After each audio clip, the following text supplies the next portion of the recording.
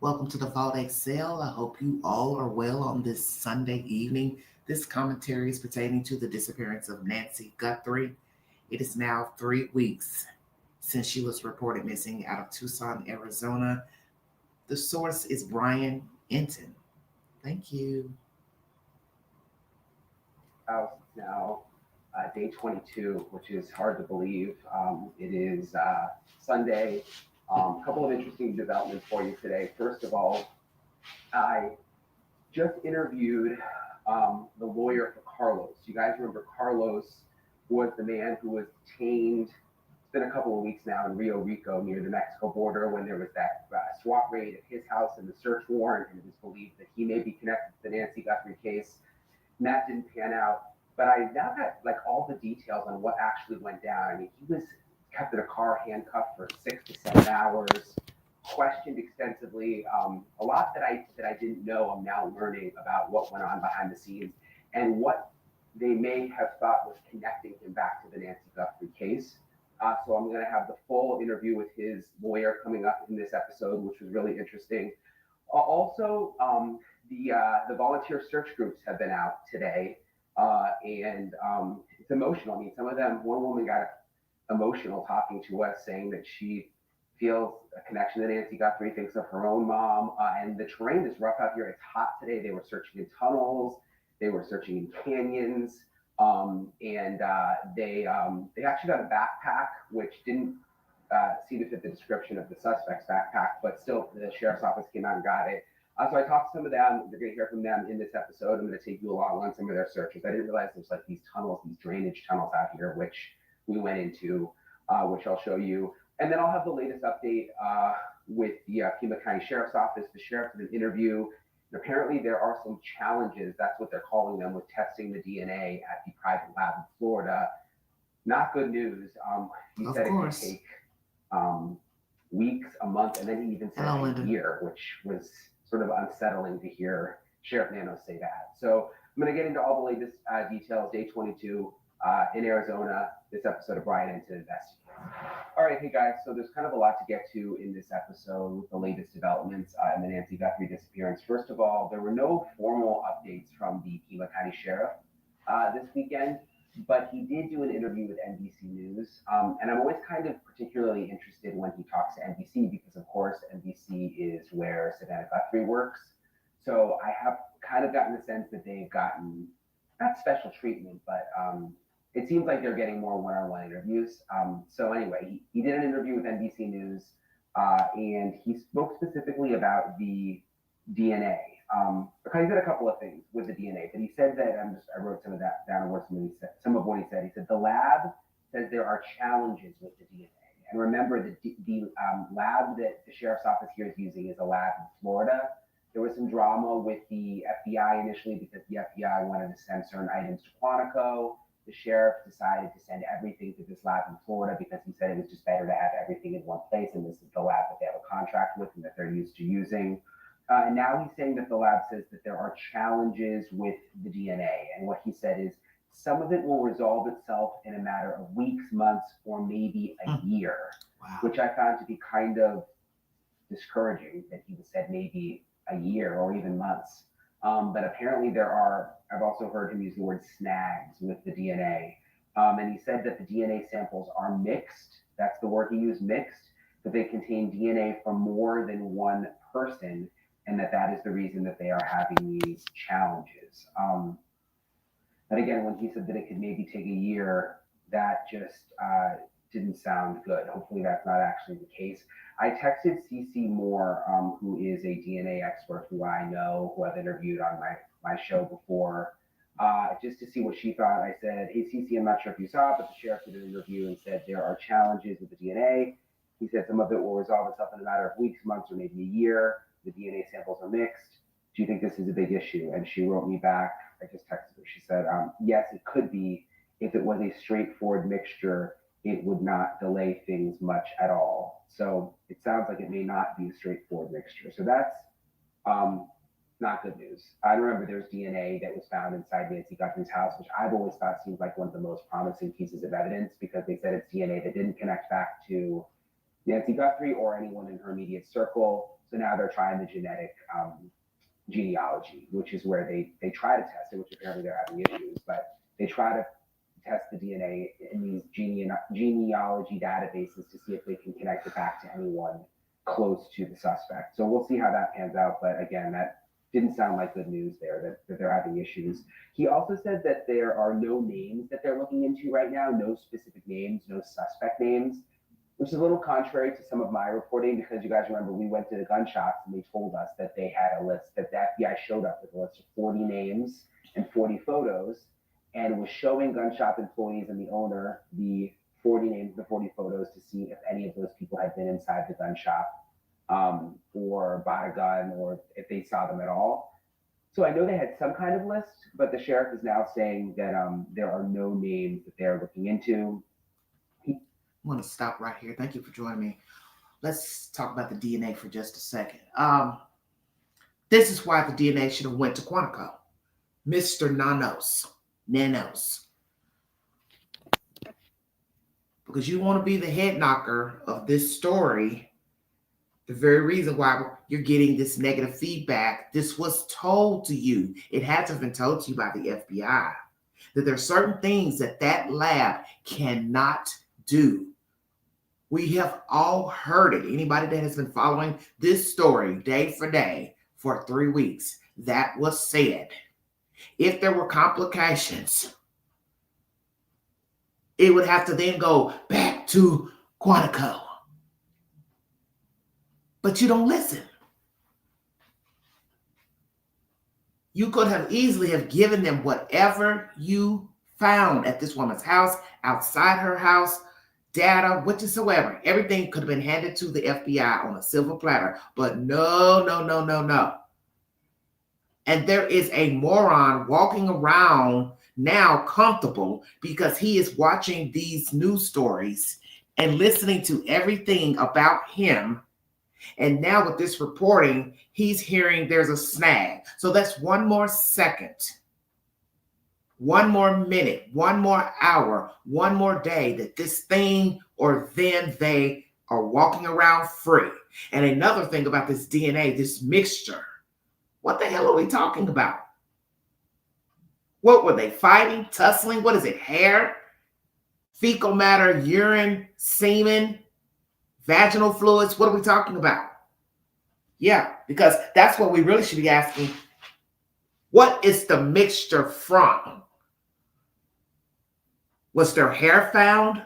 Did she pull out hair? Was her hair pulled? Somebody else's hair pulled? I don't know where this is going. Hello, Conti. Thank you. Because when you say there's a mixture, that means somebody was entwined with one another, I would assume. The fact that you can't separate the DNA. So what the hell was going on in this house? Because all of you all been going on and on about the 41 minutes and how long he was outside and how long he was inside. If he went to the camera after he did what he did or before. Ain't nobody getting ready to grab no backpack to go to the door from around the front of the door. You would be walking out the door with the backpack. You'll be seeing the back of the man's head. Nobody listens. Nobody pays attention. Everybody is just a bunch of talking heads, but nobody thinks about what they're saying. Common sense, he walked up to the door with the backpack. If he was leaving out with the backpack, you would see the back of his head in the back of the backpack. Who's going to be walking around in a circle?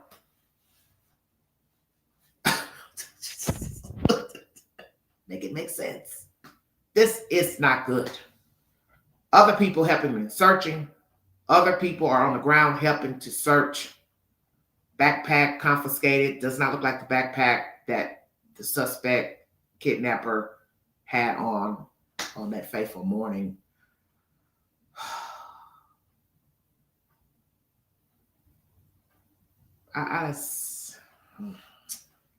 This is depressing to me. Weeks, months, years. Well, the people on the ground, they're not going to stay there for months to report this story, and they're not going to be on the ground for years. As you heard Donald Trump say, hey, it's a bad situation, but it's time to talk about other stories. And a lot of people may feel this way. Okay, we've heard enough about Nancy Guthrie, not to be disrespectful. But in the end, it's not our mother. She's not our friend. There are people who are concerned. Then we have the people who live there. They have a right to peace of mind. You're blocking the streets. They now have put out cones and barriers so you cannot park and gawk and look and take pictures and live stream, because now it's a one-way street. See, people don't think about that because this ain't your life. You don't live on this street. Person might want to come out and walk their dog, take a stroll, but they can't because there are all these eyes watching. And some people may not want to be seen walking out of their property, from their property on the street, because now somebody's going to know where they live. And with this nutbag walking around, hell no, I wouldn't want to be seen either. So some of you need to get a grip and realize this story ain't about you. There are other people who live here. They want peace of mind. And they don't have peace because, one, they got all this foot traffic. And also, there's a madman walking around who has snatched their neighbor. It's a double-edged sword. So have some respect. You know, you're not working for NBC, CNN News to be out there filming. Some of you YouTubers need to get a grip. And the news, well, they feel the same about you too. Time to go. They want you to go. But then the flip side of it is you're getting protection with all these people around because the person probably ain't, you got a lot of people around if you're fearing for a repeat. But there's something I was wondering about this thing. Has he showed up and looked and gawked as well? I bet none of you thought about that. Kohlberger went back to the scene that morning because I think he realized he forgot the sheath. Damn, I forgot that. Left it in that damn room. Same thing with this perpetrator. Did he leave something, forget something? Did he want to come back and watch his handiwork? Checkmate. Because I got a feeling he's probably come back. And when all this dies down, when all the cars start to disappear, I got a feeling our little friend is going to pop out. Right back at the crime scene. Now, won't that be scary? Is he trying to muster up courage to do another home invasion? See, ain't nobody paying attention. Because you don't even know what is what with this fool. Who he is, if he was hired, random, stalker. Because if it's random, we've got a problem. Because random means he's going to do it again because now he's comfortable. You got 3 weeks in a hole, ain't nobody tapping at his door.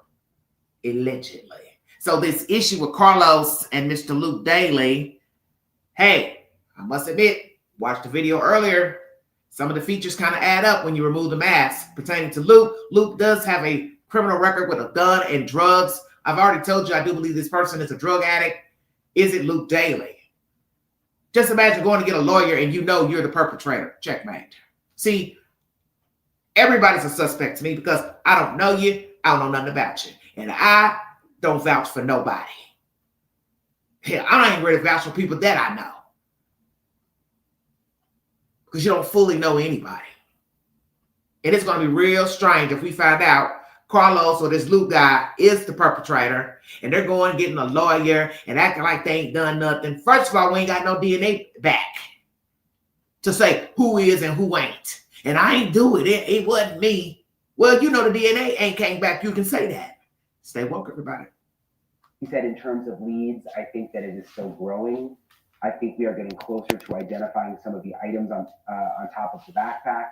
Maybe the shoes, pants, shirt, jacket. Remember, the backpack is the only item in the suspect photos from Nancy's front door Google Nest camera. The backpack is the only item that they were able to fully identify and say for sure that the suspect bought at Walmart.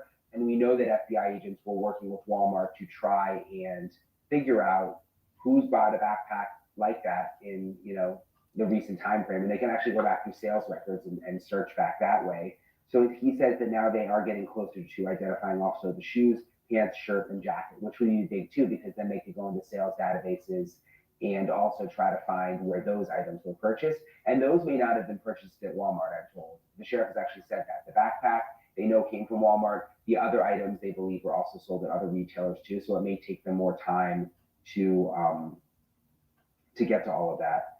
Also, and I'm going to get to, I really want to get to my interview with Carlos's lawyer here in a second, the guy who was detained in Puerto Rico. But first, let me tell you about this volunteer search group that was out and about. So they all met up this morning early, 8 a.m., and they've been searching the area around Nancy Guthrie's home.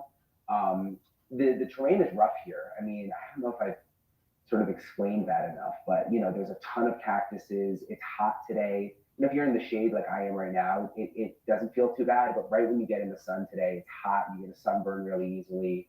And there's just a lot of like ravines and crevices and holes, and it's rough out here. So the search party, the volunteer search party met up and they started searching. We followed them. They went through tunnels. There's these drainage tunnels that they went through. They went all over the area. It was actually, it was impressive. And at one point they found a backpack, which a lot of people were tweeting about. The backpack did not match the backpack that the suspect had in the photo, but nonetheless, they still called the sheriff's office. They knew not to touch anything. They were sort of like holding a stick to carry the backpack. And the sheriff's office came out and took the backpack. So we'll see if that pans out into anything. Keep in mind, there are a lot of homeless people in some of these areas, especially down in the tunnels. So some of these items probably belong to homeless people. I've kind of thought that all along. I thought the same thing with a lot of the black gloves that have been found. I just haven't put a lot of weight into a lot of that, but you never know. And every little bit helps.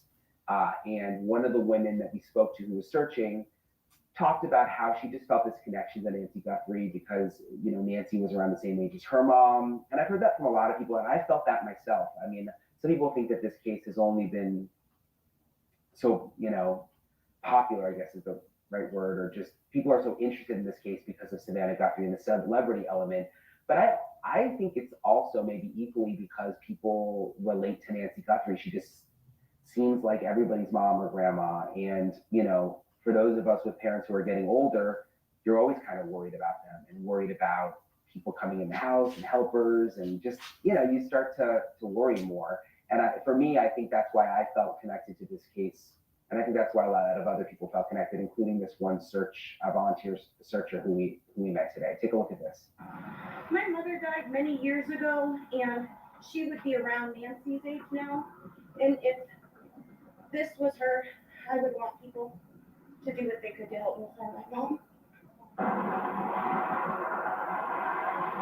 You know what? I don't know. We can't change the past. We can only do what we can today. So the minute I heard that something had been organized, I was going to show up. So here we are. I didn't know him 3 hours ago, but we've teamed up on this. So, and I mean, I've spent the majority of my life in Tucson, and you don't realize how vast it is in terms of not only distance, but the terrain. Like something can look flat, and it's got this slight little incline. So it's not only distance, but elevation and all of the things.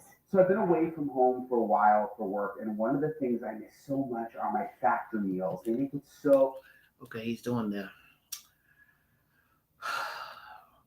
whatchamacallit? Trying to see.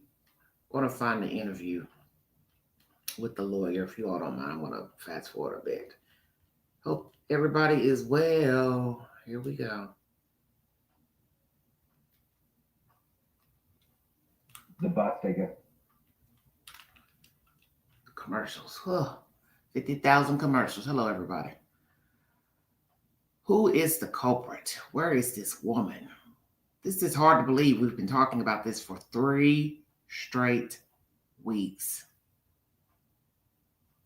And as most of you know, the 26th of this month will mark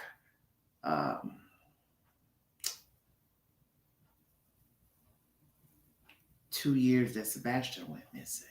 It's hard to believe this time is going by so fast. Lord have mercy. I just don't know what to say. Where is the time going? I have no idea. The bust, I guess you could call it, the raid. So first of all, how is he doing? I mean, I've seen him do some interviews. He's maintained that he has nothing to do with anything to do with Nancy Guthrie, right? Oh, he's an innocent man. He's absolutely an innocent man. It's really clear to me that he had nothing to do with Hey, it, Lorraine. and this was, How are you know, some kind of mistake. And we'll have to get to the bottom of what the mistake was, who jumped the gun and why. But you know, right now, Carlos, you know, I think he's doing a little bit better. I think he's been able to see some of the response to his interview last week. And you know, but it's been very hard on the family. Oh, wonderful. Thank It's been very you. hard on him.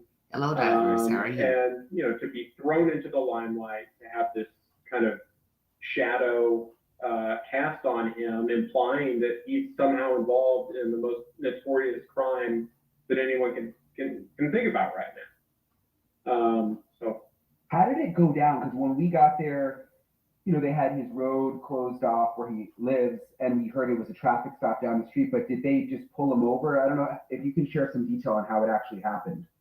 So my understanding is that Carlos noticed that he was being followed by a marked police vehicle from Marana, which is a community north of Tucson.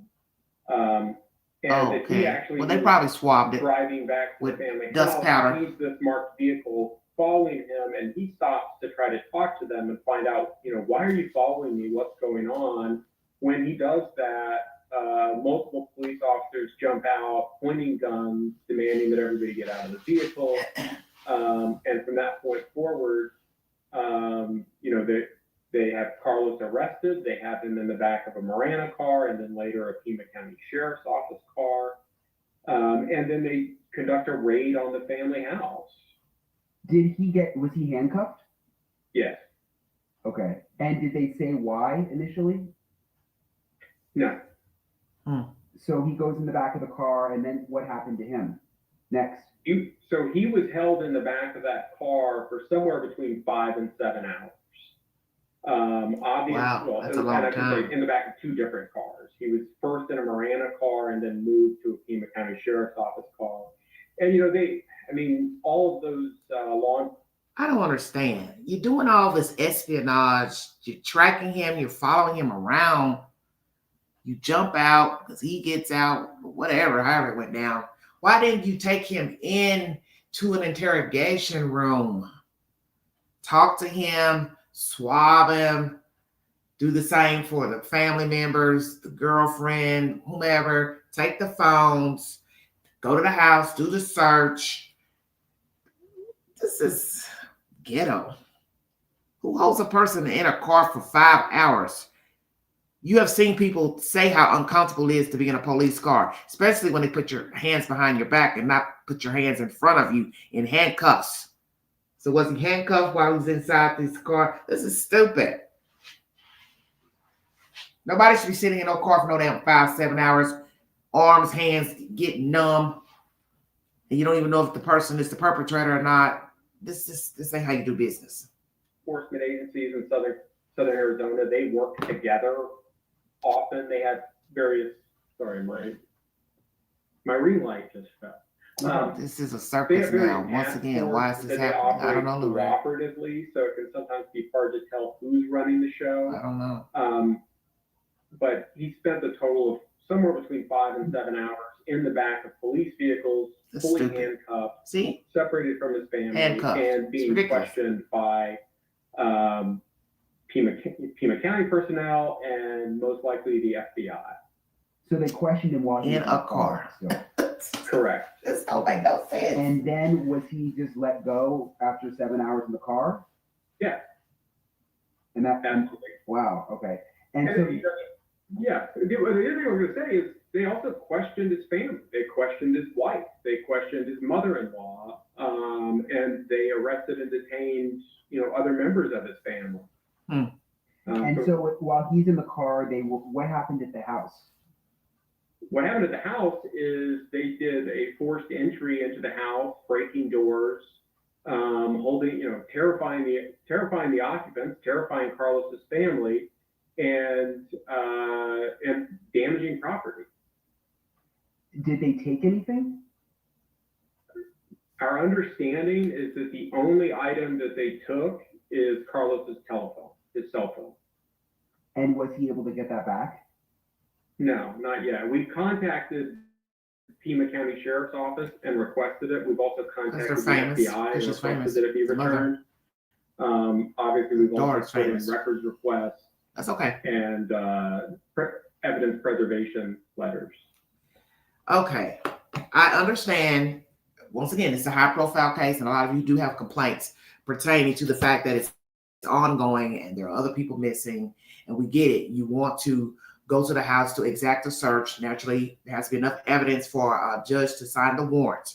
But there should not be kicking in doors. I guess it's like if somebody is home, why do you have to kick the door down? Why not just knock on the door? Most people are going to come to the door anyway. Okay? They're going to come to the door. So why kick it down? Why don't you wait till they at least answer? If they'll say, okay, we're coming, they open the door. Now, you hear somebody in there, okay, you kick it down. I don't really know the procedure for the warrant things because people have warrants all the time and I don't hear doors getting kicked down. I guess every jurisdiction is different, but I'm just trying to understand.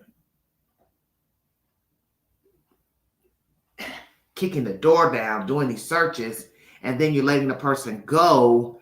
It makes it seem extreme to some people because you're acting like you actually have evidence one to get the warrant and then kick the door in. Okay? So did you kick the door in at Luke's house, his mom's house? Because I didn't notice that her door was kicked in when Brian went and knocked on her door last week. I don't know where this is going. This does seem extreme. I mean, I get it. You're looking for somebody, you think maybe they kidnapped somebody, but you've got 2 warrants issued for 2 different people. So you're kicking the door down in one place, but you're not kicking the door down at the other person's house. What's the difference? It's very strange. Do you know if it was because the second raid that we went to, the one closer to Nancy's house, was they confirmed was a federal search warrant. Was this also a federal search warrant? Do you know? Okay, so that's It why. was signed by a state judge. Now, that doesn't mean that when you say federal search warrant, what I interpret that to mean is what kind of judge issued it. Right. This one was issued by a state court judge, and it was directed to state law enforcement actors. That doesn't mean that federal agents were not involved in the affidavit that's used to get the search warrant.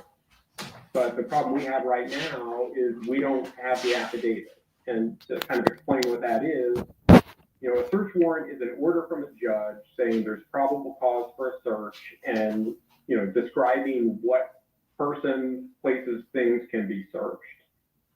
Under the 4th Amendment to the United States Constitution, in order to get a search warrant, you need to put forth probable cause to a neutral magistrate and have that magistrate issue it. And that requires presenting some sort of evidence. Mm-hmm. So what was it? The search warrant affidavit for this search warrant was issued by the Pima County Superior Court, and it is sealed. We sent an investigator to go and get it, and we're told that it was sealed. So one of our next steps will be to try to get that search warrant unsealed so that we can see what the purported basis for any of this was. Do you have any idea? I mean, based on what they were asking Carlos, Did you ask your sort of client? piece together Duh. why they thought he was involved? Ask your client. I don't think they had any reason to think he was involved. My belief is that it's most like this is his arrest, his unlawful detention, the search of his residence, his property, the seizure of his property, probably all goes to some The phone. electronic evidence that's that's what it really was. dubious. Data. Something like cell phone pings, something like flock cameras. Mm-hmm. He's a delivery driver. I don't know that he was ever even in that area. And I think it's widely known by law enforcement that things like... Well, I'm going to disagree there, lawyer. I do believe this is about phone pings. And I do believe he was in the area because that would defeat the purpose in them getting the warrant asking the judge to sign the warrant, because you have to have probable cause to get the warrant signed. Come on, you know the law. So something was on those phone pings, cameras in the area for them to say, let's check this guy out. Let's, follow this guy. Okay. He was, so it was something. He may not be the guy, but the point is it was something. Same thing with Luke. It was something. You all were in the area. Perhaps you were in the area at the time the crime was happening. Whether you were door dashing, sitting in the desert smoking weed, I don't know. The point is your ass was over there somewhere, because you got to think about it. You haven't heard them pick up nobody else. If it is cell phone data, we ain't got us a Susie May apprehended and arrested and detained because she was riding around in her car. So make it make sense. I get it. It's a traumatic experience to be followed and pulled over and people busting in your house and busting down the door. But they had something, that's the point, to follow him around. So I'm going to lean on the fact he was over there in that area.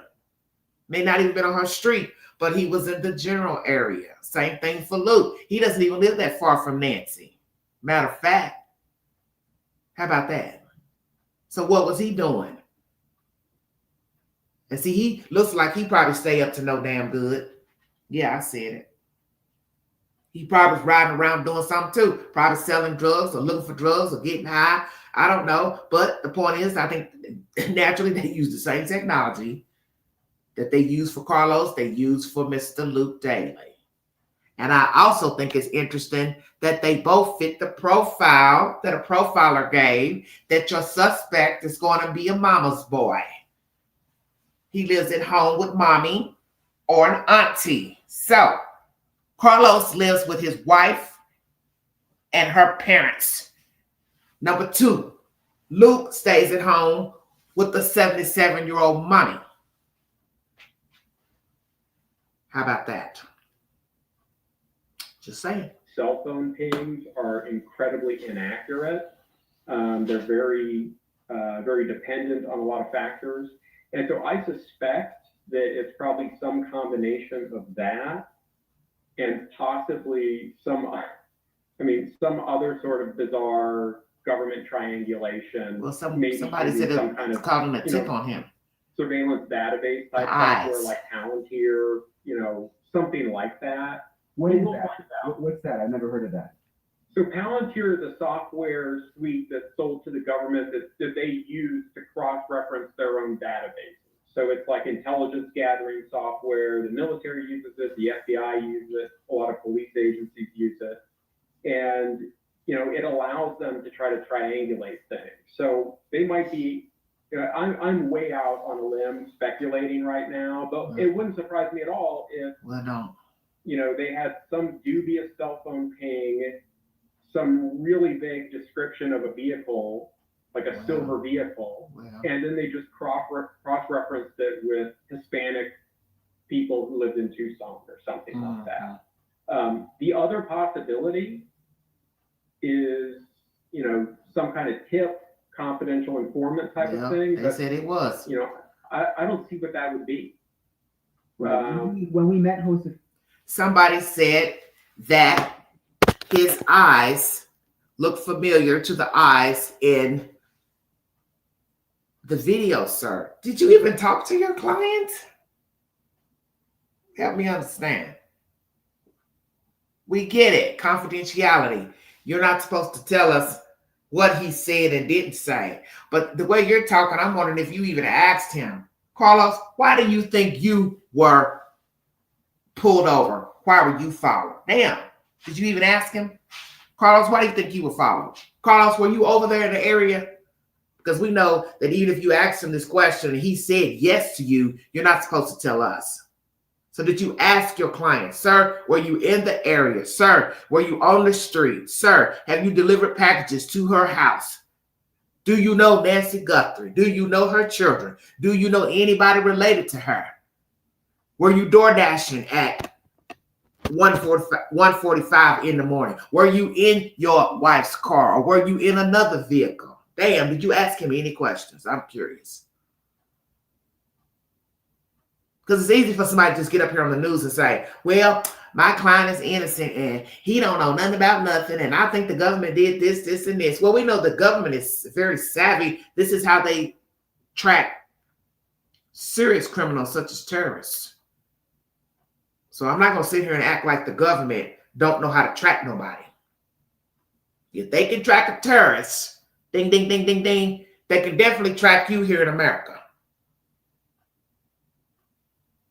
So with all this conversation about cross references, yeah, that's what they're going to do. They're the government. That's their job.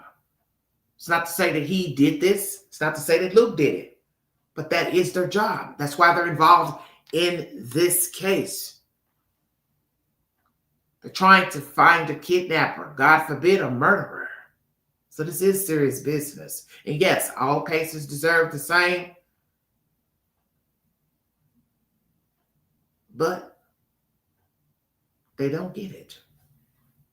They do not.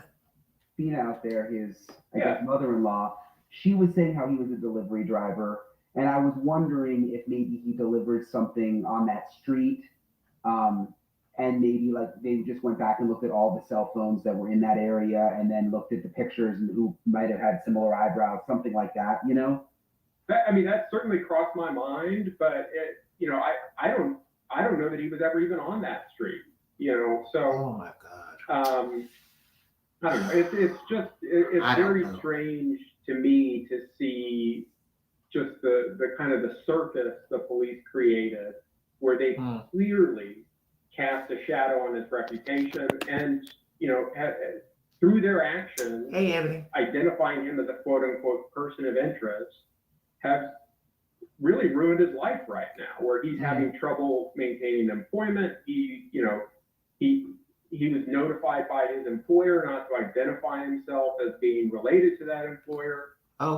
He's not getting work. And when he and his family go out into the community, and Rio Rico and Nogales are very small towns in Arizona, they feel like everybody's watching them, and people are coming up to them. People are making statements to them. And, Carlos's children are afraid to go to school because of this. And then, okay, and I understand that this would be a very terrible place to be in, because I do not want to make light of what's going on with Carlos and his family. Okay, but this is what the police do. Police, state police, FBI, U.S. Marshals. This is what they do. They go out. They hunt people. They gather information. They're gatherers. This is what they do. Okay? This is what they do. My understanding is that someone gave a tip about Carlos's eyes. So I don't know if that's true or not, but that is what was first released to the public by the news. So could be a tip plus the phone pings. You're sitting here saying the phone pings aren't accurate, but yet, sir, a lot of people have been arrested because of their phone pings. So what you're saying is not true. Geofencing has caught a lot of people. It is now used in detective work. And that's about what they used, was geofencing. So don't get on this program acting like it don't work. It does work. Because a lot of people have been apprehended because of their damn phone, because of it hitting and pinging Wi-Fi at the person's house in the neighborhood. This is your job to say they got the wrong guy. Well, let's see what the DNA says. Same thing for Mr. Luke. Let's see what the DNA says. Let's see if the DNA says Carlos was not there. Baby mama was not there. His brother, sister, cousin was not there. Same thing with Luke. He wasn't there. Mama, brother wasn't there. I don't wish any bad, situations for a family, the children. I get it. It's not a child's fault that their parent was pulled over, house searched. Kids do have to go to school, and we know how cruel children can be. They can be bullies. Adults can be bullies, but it is what it is. And I get it. He needs to be able to work, take care of himself. So did he get fired or not? You're saying the company says, don't identify yourself with us. Are you saying don't use us as a reference? Or I don't understand what you're saying. Don't tell people you work for us. Because he did mention their name during 2 or so interviews. So did he get fired or he didn't get fired? Help me understand this. Now you're saying he's having a hard time finding work, getting work. So what are you saying? They're not sending him out on runs or he's been fired? I don't know what this guy's saying. Raid at the other house where there was no arrest there either. Yeah. So we don't know if that's going to be a similar situation as Carlos, or I don't know if they're still investigating. It's kind of hard to sort out. Well, I do know that with respect to the second raid, an attorney in Tucson named Christopher Shalepi has said that he represents that person as well as that person's mother and that they're innocent. They had nothing to do with this. But again, you get met with this deafening silence from the sheriff's office and the sheriff, who seem to be quite comfortable going out and placing suspicion on people that have no interest in clearing them after that happens. What does Carlos Auntie. want now? I mean, he's obviously retained you. Is he want to sue, or sort of what's the next step? Winter upgrading. All right, commercial. Does he want to sue? Well, like I said, the hot butter mess. Everybody decides to start filing paperwork to sue Pima Sheriff Department, and one of these people is involved. Don't know. I'm not here to say that either guy is involved or their family members, but this is the purpose of detective work. It's not to say that they don't make mistakes. Naturally, they don't get it right the first time. That's the whole purpose of them doing detective work. We're looking at this person, that person. We're looking at tips. We're looking at geofencing. That's just what they do. You don't have to like it. Nobody likes it. Nobody wants to be pointed, a finger pointing at them.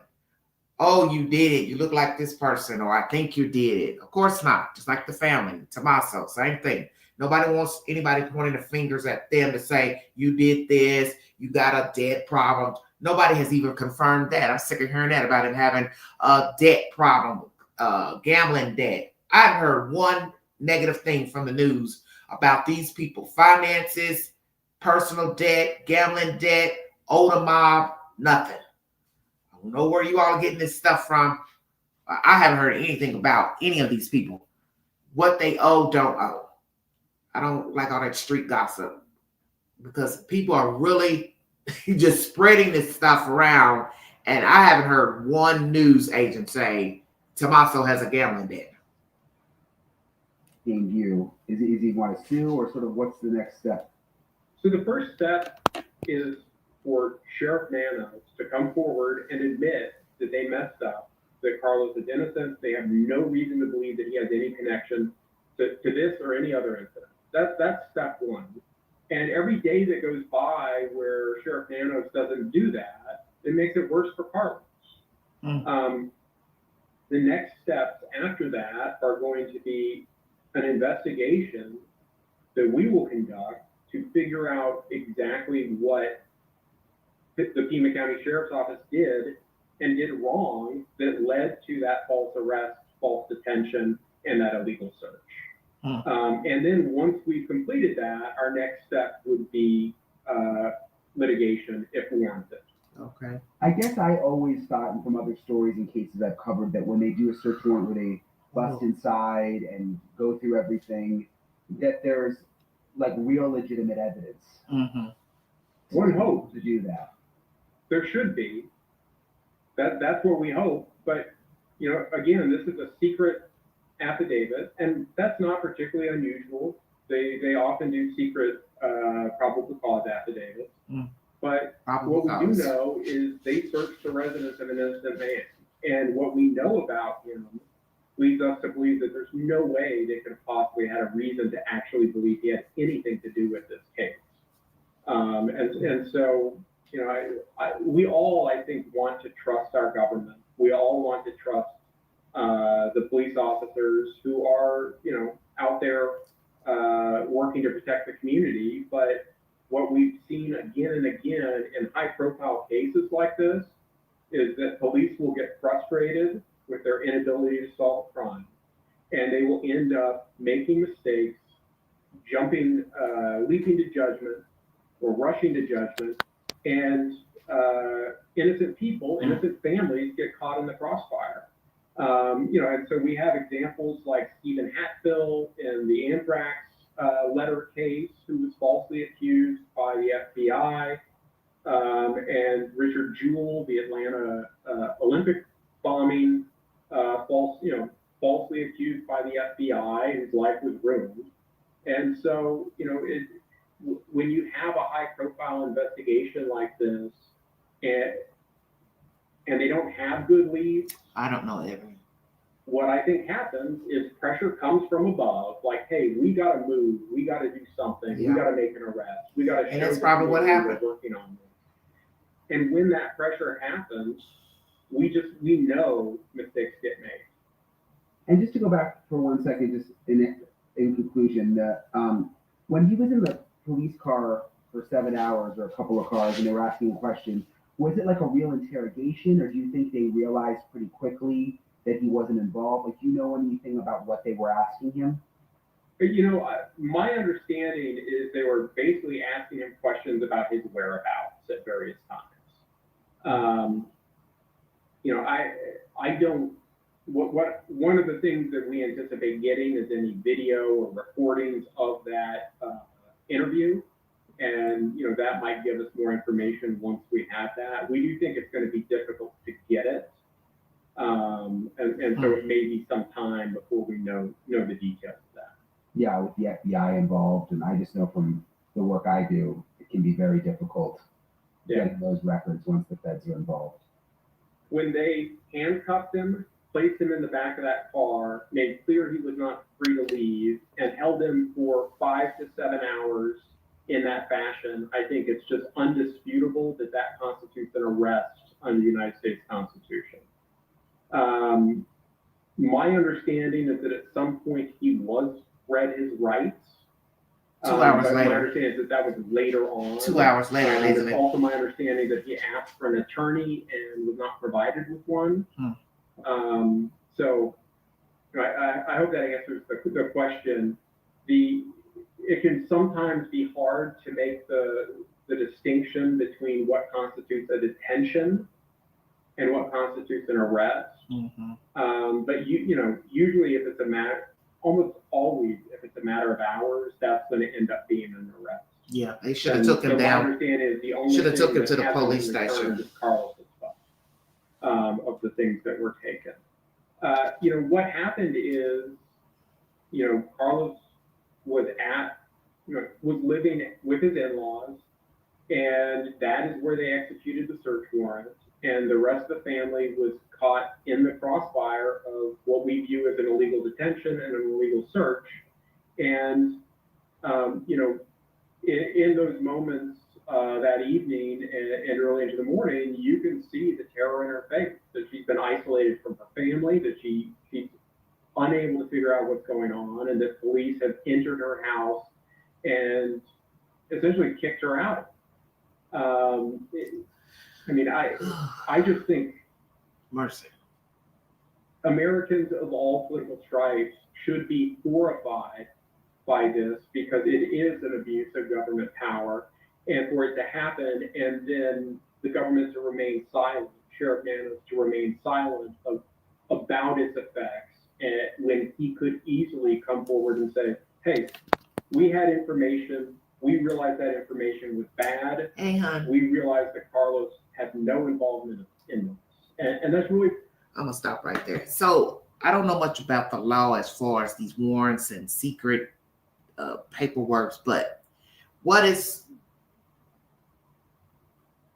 let's say, okay, he's not involved, then what happens to the door being repaired? Does the sheriff department come back, make provisions to repair the door? How does that work? Because a lot of mistakes are made when serving warrants, because we've heard many people say this over the years. Somebody went to their apartment and maybe the person had moved from that apartment and it's a new person living in the apartment and they're tearing down the door. Who fixes the door? The apartment complex or the police department issues a check to, you know what I'm saying, the management company? How does it work? I'm not really sure. But who's going to pay for their door? Because the door, from my understanding, was taken off the hinges. And if indeed it comes back down the road after the DNA has been released that it's not Carlos or anyone related to him in that house, then these people do need to be compensated for their door being breached, because we know that law enforcement is attempting to do their job. But when you start talking about tearing down doors, I mean, it's a bit serious to execute a warrant. But I'm assuming it's a federal warrant, so maybe that is what they do in federal warrants. They have the right to tear a door down. But what happens afterwards when the person isn't who you're looking for? Because like I said, this isn't somebody who's actually, that we know of, went and did something and you've got exact evidence that the person did a crime and you're out, you know what I'm saying, searching for him or her. Right now, you don't know, because if he had did it, he would have been arrested. And I feel like that, detained for hours in a car, that's just ghetto to me. Why you all didn't take him down to the sheriff's department in a room and interrogate him? And then when you did whatever you need to do to say, okay, well, we're going to let him go, then you let him go. This is all weird to me. I'm not going to continue that. You can finish that. That's Brian Enton. Let's recap, because I'm already almost an hour in and I have not done a recap on the story, but I wanted to play you the latest coming from Brian since he's on the ground. We've got searches, people in the community searching.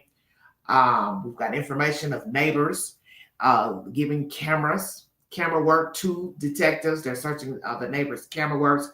We're also hearing many people have left the vicinity or sitting by Nancy's home. Also, there are roadblocks put there so it can deter people from parking their cars and streaming. And the neighbors are fed up. They're sick of the news. They're sick of law enforcement trucks, cars, vans, Jeeps. They're sick of TikTokers, YouTubers. They want the people to get the hell on. And like I said before, you cannot get mad at these people because you don't live there. They do have a right to live. They pay taxes. They pay mortgages, rent. However, that's their right. We get it. Somebody's missing. This is a terrible, terrible story. But the other people in the neighborhood have a right to live. Should they have opened the door? Joan, what do you mean open the door? Well, I'm just saying, I think they should have knocked and say, hey, we have a warrant, federal warrant. I think the average person would open the door. You know, these people don't have anything to hide. They're not running from the law, and they see all these SWAT people. I think the best thing to do would be open the door. I would open the door. Ain't no need of not opening the door for the fear of them tearing the door down. But see, I don't know if they knocked or they just went on and kicked the door in. I'm assuming they just went on and kicked the door in. Because if it's a federal warrant, they don't have to knock. Just like you heard in Kentucky with that famous case of that young girl being killed. They have a no-knock warrant. So they don't have to knock. They can just kick it open. They can say, hey, it's the sheriff, it's the police, but they'll still tear it down any damn way. And then, too, they were shooting into apartments, shooting into from outside. They were just doing too much, Louisville, Kentucky police. Because one of the bullets went in the other neighbor's apartment. So, you have to be careful in executing warrants and, letting go gunfire because somebody could have gotten killed. I don't know where this case is going. It's quite scary, I must admit. Let's recap this case, everybody. News Nation is the source. I'll be upset if my street was lined with all that stuff daily. Yeah, it'll get old at some point. At first you're probably not gonna mind because you're worried because you live there too, and you feel like, well, hey, if they can break in her house, they can break in mine. But at some point, when it's just car after car after car, you can't get out, you can't go down the street, you can't turn. Now they're making it into a one-way. Okay, but now that's a problem because this is normally a two-way street. Now with all this junk going on, it's a one way. So they have those little markers and things put on the side of the road in front of the neighbor's home, so you cannot park. There are a few little markers sitting in front of Nancy's house. They don't want you there. And that's that. Willing to do the right thing. A new plea from Savannah Guthrie as the search for her mother began week 3. On Monday, That's okay, the Guthrie Lorraine. family and their spouses cleared by investigators. The sheriff says to suggest anything otherwise is wrong and cruel. We still have hope. We still believe. The investigation turned to new leads. News Nation reporting that the FBI was visiting local gun stores with a list of 40 names and 40 photos, wondering if any of them had come by.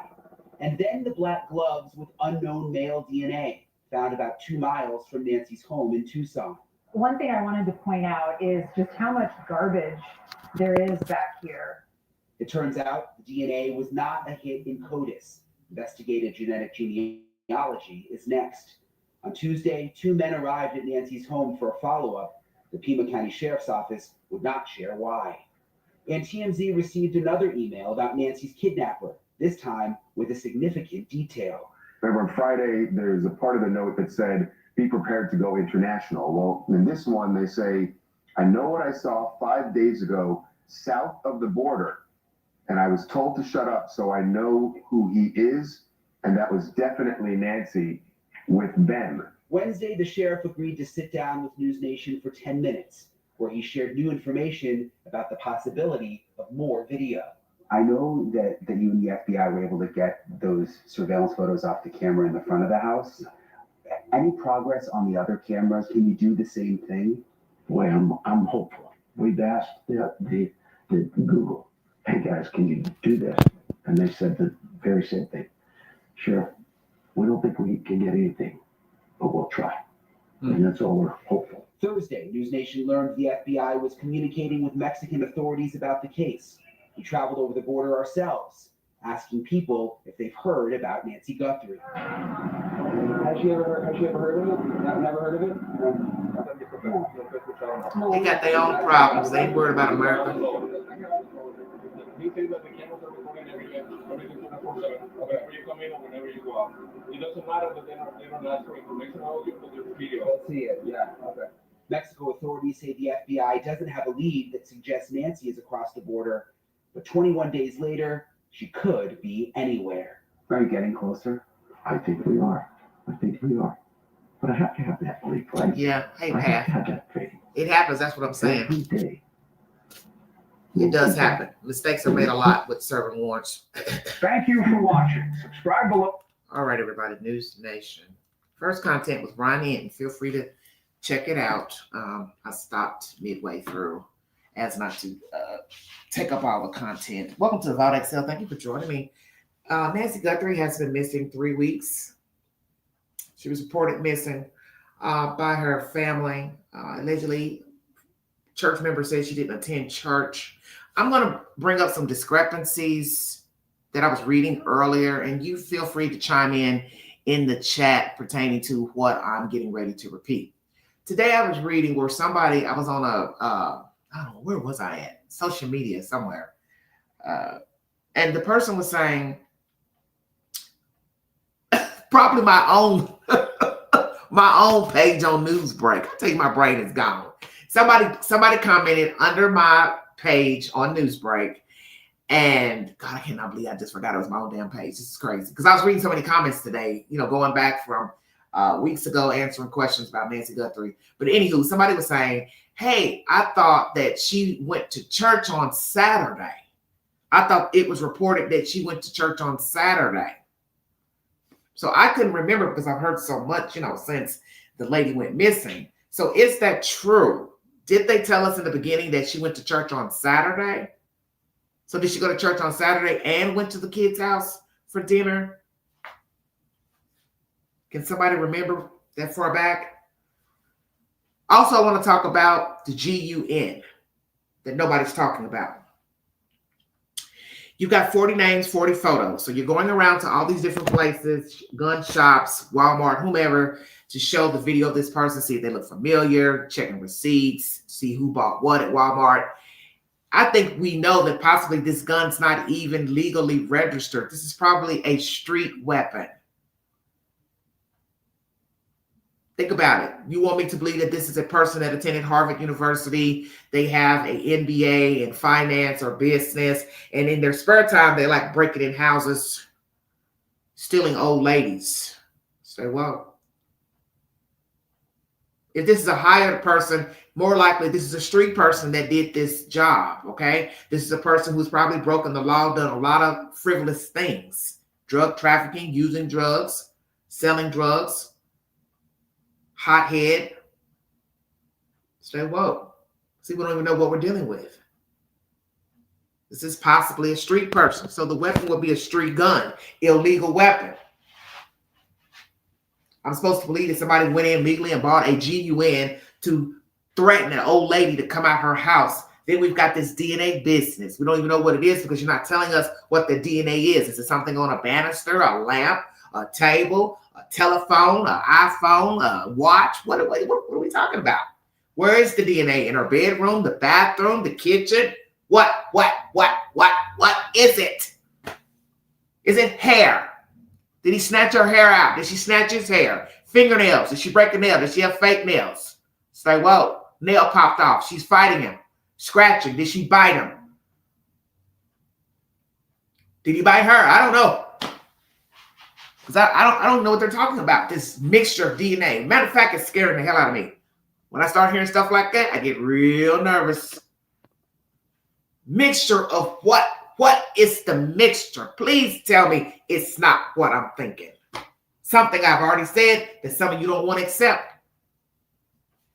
This could be a sexual assault. Stay woke.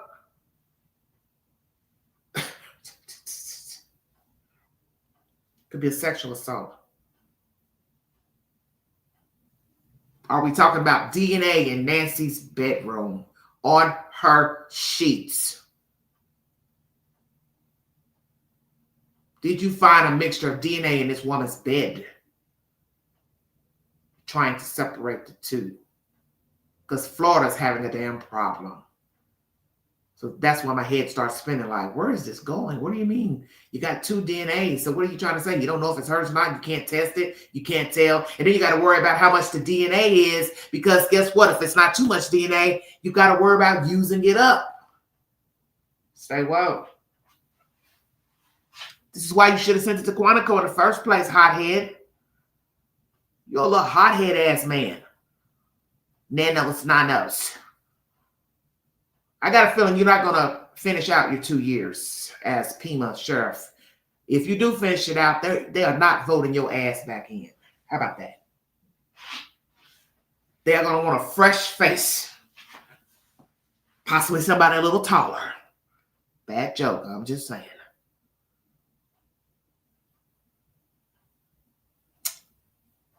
Oh, mercy. Poor Nancy. How scared she must have been. Frightful to see this thing standing above her, beside her, wondering why he is in her home. What do you want? Who are you? What's going to be even more devastating, she recognized the person behind the mask. She recognized the voice, the eyes, the mouth. Because as I told you, I got a feeling that many of us would recognize our friends, loved ones, if they put a mask on. You know why I know? You have seen people go to Halloween parties, masquerade parties. And what have you heard?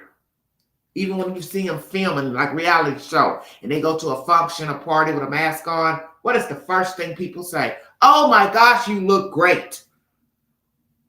Oh my gosh, I love your costume. Pay attention, everybody. Girl, you look good in that get up. So what does that tell you? That people recognize you with the damn mask on. People recognize you with your face painted up, made up. So who's to say you putting this mask on, you know Nancy you gloved up, but she realizes who you are. And just imagine how frightful that would be to be looking at somebody, but you're looking at the eye holes and the mouth and you're saying, I know you. Well, what are you doing with this mask on? Well, why are you here? And the person had to talk. I'm supposed to believe this person went in her house and escorted her out, and he didn't say 2 words. He just mumbled.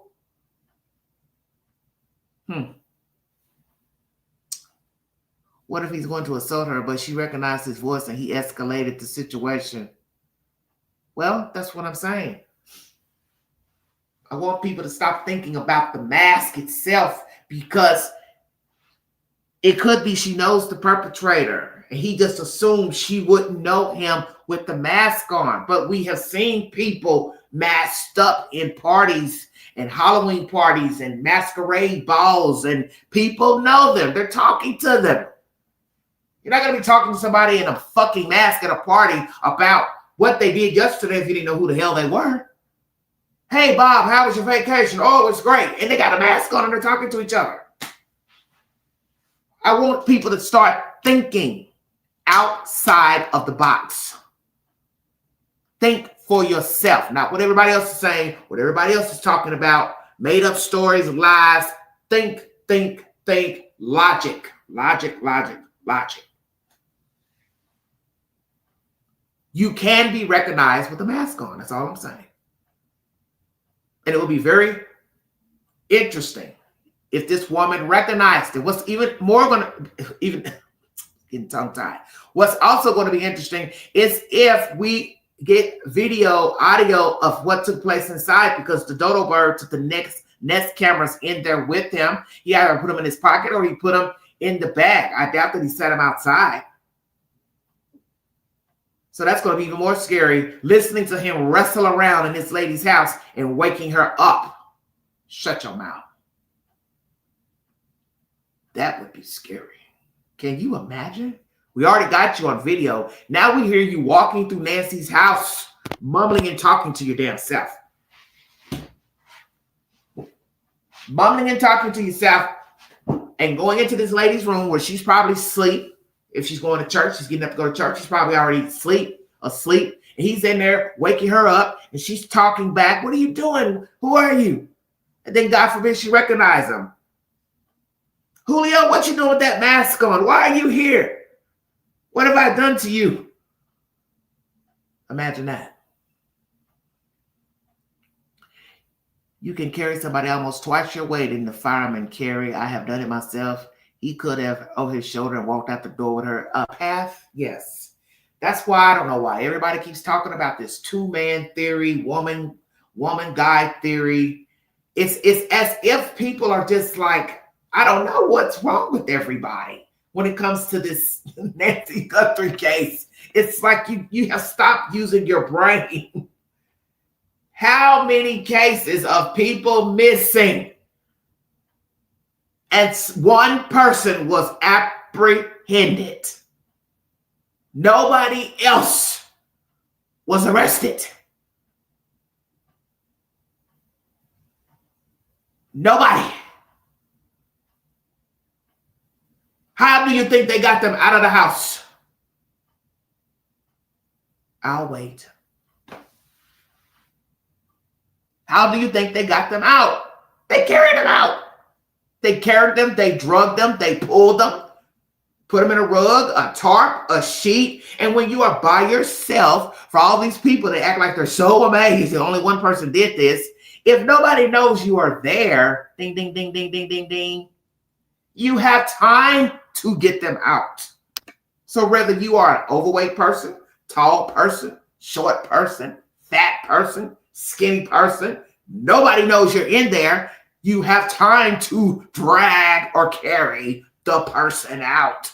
Duh. You got time to wrap him or her up, put them in a tub, put them in a rug, put them in a tarp. Jesus Christ, what is wrong with everybody? Oh, it's got to be 2 people. She is 5'4", 150 pounds. Think about what you're saying now. Versus somebody 5'9", 5'10", 200 pounds,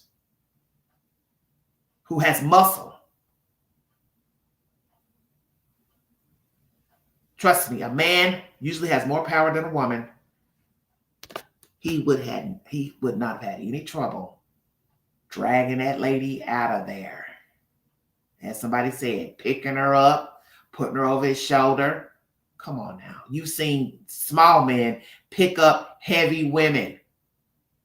The woman is basically straddling them like she's a baby. Even the smallest of a man is strong because they have muscles, muscle tone.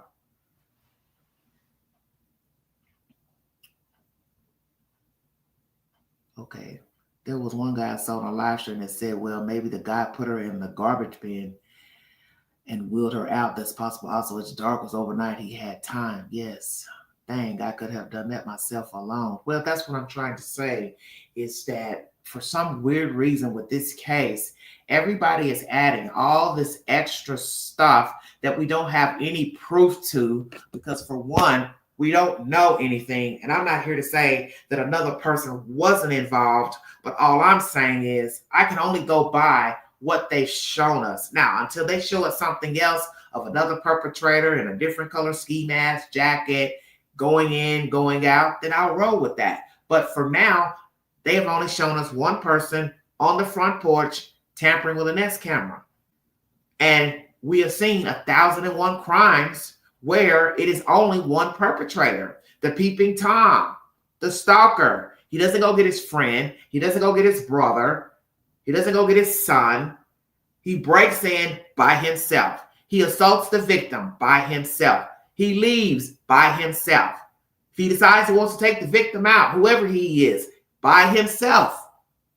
What is this theory? It's got to be two people. This is strange to me. People are murdered every day by one person. Not to be disrespectful to Nancy, but I'm just saying. Most crimes are one person. They don't have a co-conspirator. We don't know everything to say either way. So I'm not going to say he had help. Oh, he couldn't have done it by himself. I don't know. I wasn't there. I just know this is a terrifying experience, and this should be terrifying for anyone. And this should also be a lesson learned to all of us, because that's what these true crime cases are supposed to do, is make us wake up about our surroundings. Please, if you have a house, invest in the security alarm for the property. Every door, every window. Inside the house, garage, keep the garage door locked. Stop thinking, well, the garage is closed. I can leave the door unlocked. No, you can't, because they got gadgets that can open the garage. So if somebody goes out here and spends a lot of money for a garage opener online and open your damn garage at night and walk their ass in there, and now you got your damn door unlocked, voila, they're in your house. You got to think like the crook.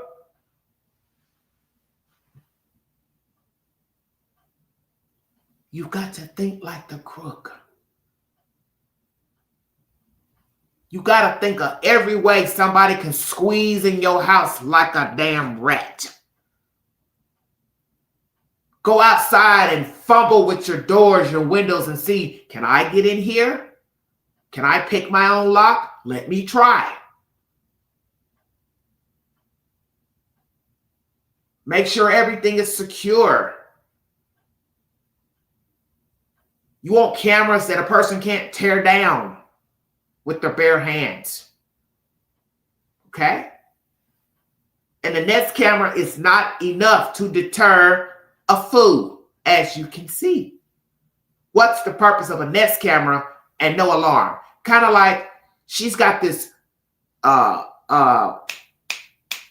what I call it, iron gate in the front with a Nest camera, but no fucking alarm. And then you go around the back of Nancy's house, she's got a TikTok ass door with window panes in it. Now, one guy said yesterday he looked at the back door and it doesn't look like it's been tampered with. Well, if he picked the lock, she doesn't have an alarm. Duh. Pop the lock. Boom, you're in. No sirens going off. Intruder, intruder, intruder. As I said, you want an alarm that talks. Intruder has now entered the building. I don't care. The alarm ought to be loud like a bullhorn. Invest in the alarm. If you can go shopping, buy Starbucks coffee every damn day, eat out every day, you can invest in a nice alarm with sensors, motion sensors, lights that move back and forth outside the property. It is worth every damn time. Because perhaps if that lady had those big strobe lights that clicked on when he walked on the porch, alarm sound, as soon as you start wrangling with the door, he would have ran his ass on some damn where. Who the hell's getting ready to keep standing there with a talking alarm, a beeping alarm? Only a fool.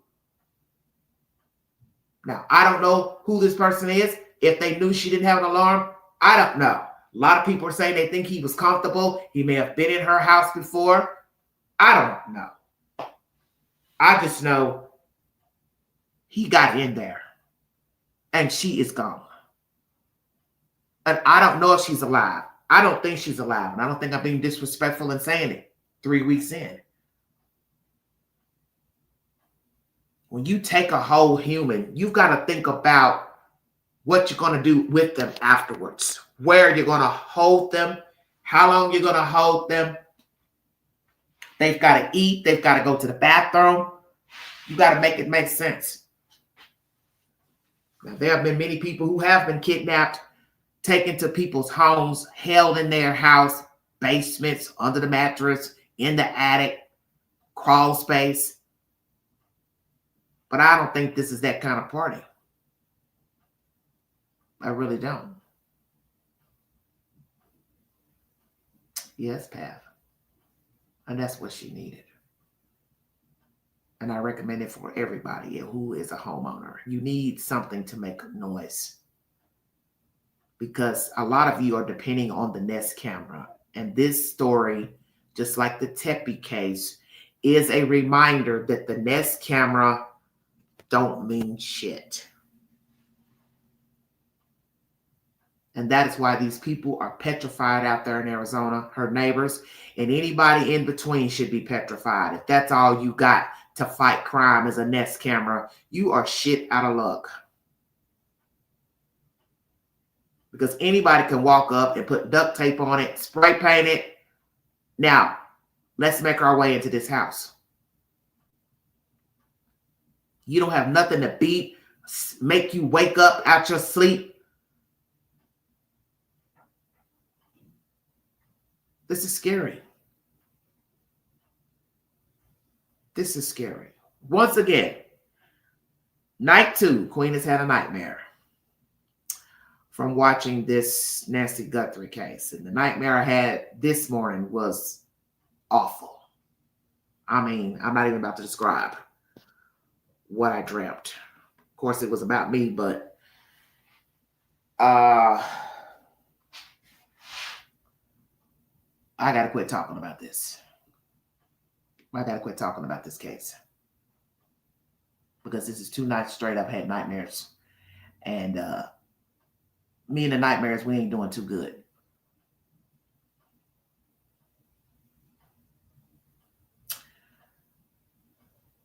I am praying for an ending.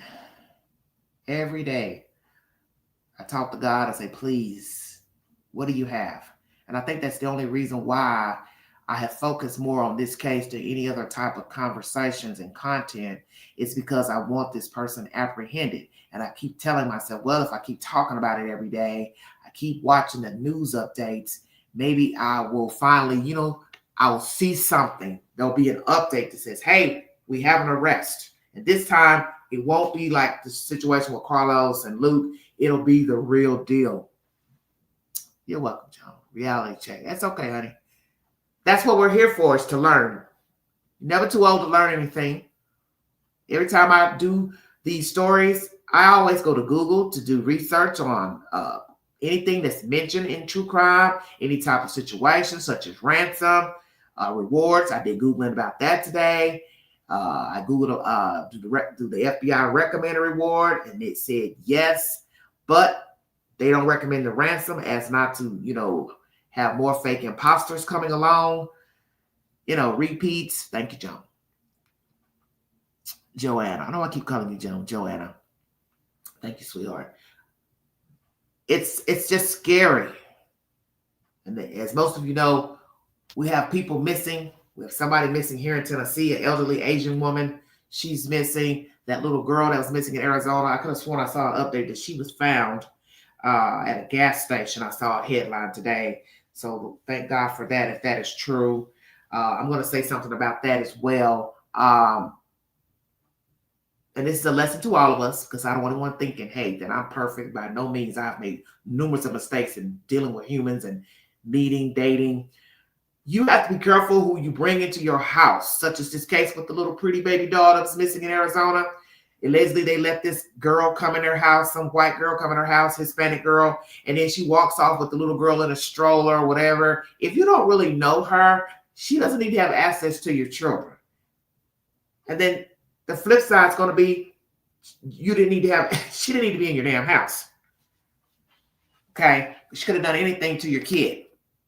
You got this black lady sitting here on the news talking like, oh, we were helping her out and she took a walk in a stroller. And you know me, I don't trust nobody when they start talking on the news. Just because of all these crazy cases of children being killed by their parents, I'm side-eyeing everybody. I don't care if you're white, black, Jewish.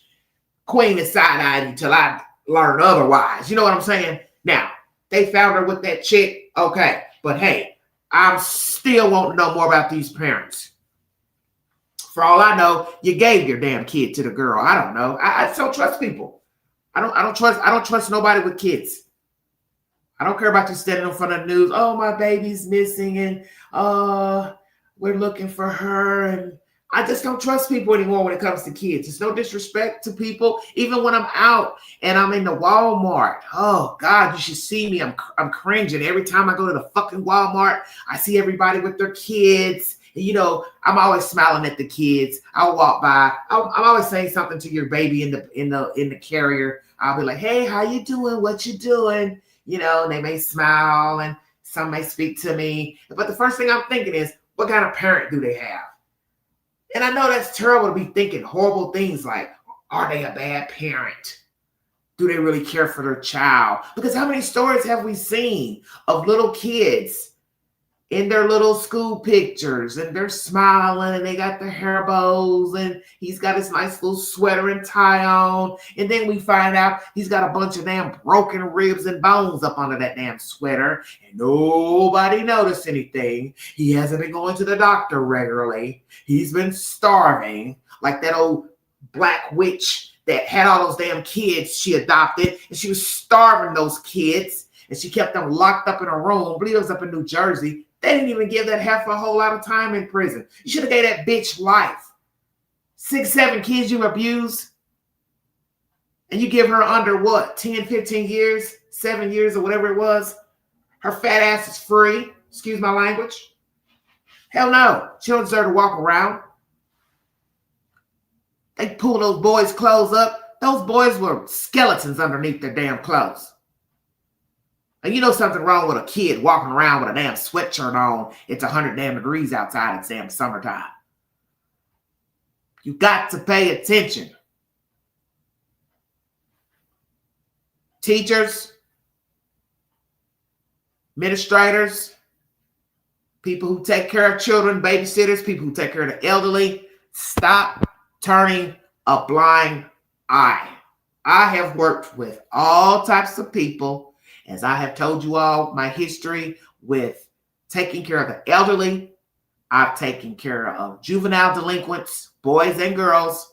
I've worked in a halfway house with drug addicted men. I have taken care of mentally challenged men. I worked in a group home with mentally challenged adult men. I have worked with every type of human. Okay? Every type.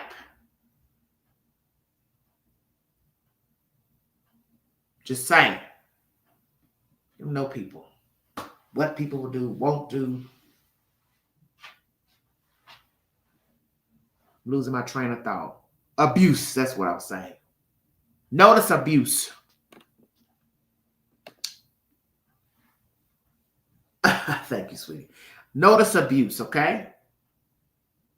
Every person I ever worked with, I treated them with respect. Do you understand? Every child, every grown-up, man, woman, the developmentally delayed adults, they love Queen. Remember I told you the story about the one young one at the house? He was the youngest one of the men I took care of. He would stand in the driveway every day waiting for me to come to work. That's loyalty. And he was the meanest one in the house. Put that on paper.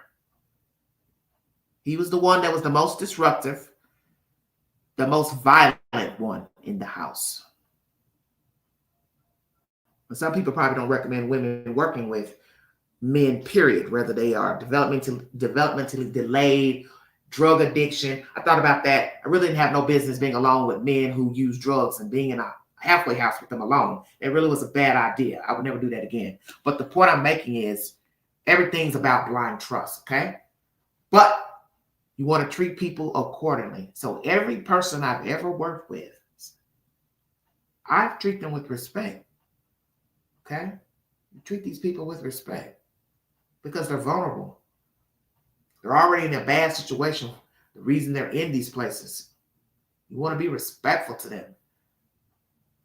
So this is what I'm saying when I see the kids when I'm out. I'm always worried, like, oh, how are they being treated?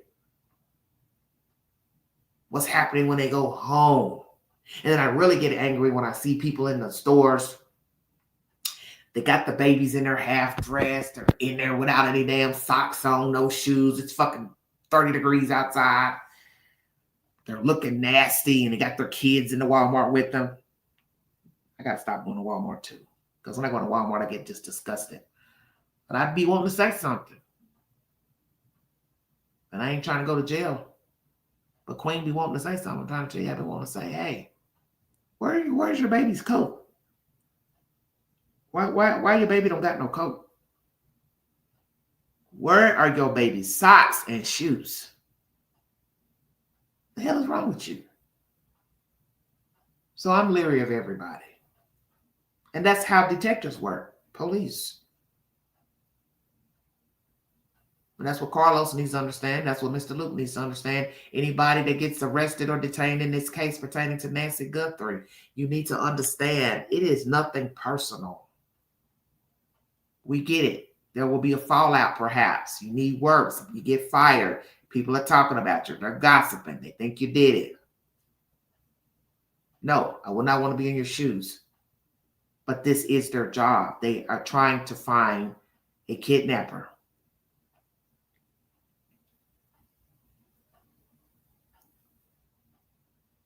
Yeah, and I won't keep kids either. That's another thing I won't do.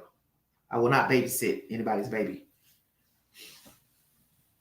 Because doing this type of work up here with this YouTube, talking about all these stories, very reason why I don't want to, talk about children's stories because it wears me out, wears me down. It's a spirit breaker. I would never want to keep anyone's kid. You understand? I don't want to babysit kids just because of what I see covering these stories on this network, going into YouTube queue. It's always negative.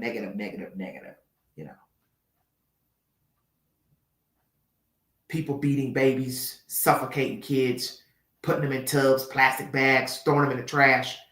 And I ain't about to keep nobody's kid because I don't want nobody to come back to me talking about, oh, he's got a bump on his head. She's got a bruise on her back. It wasn't there before. Nobody's going to be interrogating Queen about no damn abusing no kid. And naturally, you're not supposed to be, checking a baby out. But possibly you should. You get a baby to take care of, you probably do need to lift up their little shirts and their little bottoms and take pictures. It may seem like, you don't want it to be like pedophilia, but to secure yourself, talk in the video. That way, if something comes up, you can say, well, I made a video when I got the baby. And I just wanted to make sure the baby, everything was fine. There was no rashes. You know what I'm saying? No bumps, no bruises, no limp limbs or whatever. Because if you had pictures on your phone, that could look suspicious. And they'll be like, well, why do you have pictures of a naked baby? You know what I'm saying? In your phone. But you, baby, you're trying to cover yourself. So I would make a video where I'm talking, saying, I'm checking the baby out because I just got the kid. I want to make sure there's no bumps and bruises on the baby, so as I won't be liable. But then shit, double-edged sword, it still could come back and haunt, you be on the tail end of an investigation. Because they can say, oh, well, how do I know you're not a pedophile and you're just making a video to look at my baby naked? Well, you should know that anyway. You got somebody keeping your kid. You don't know what somebody's doing with your kid when they keep your kid. So that's, might be contradictory.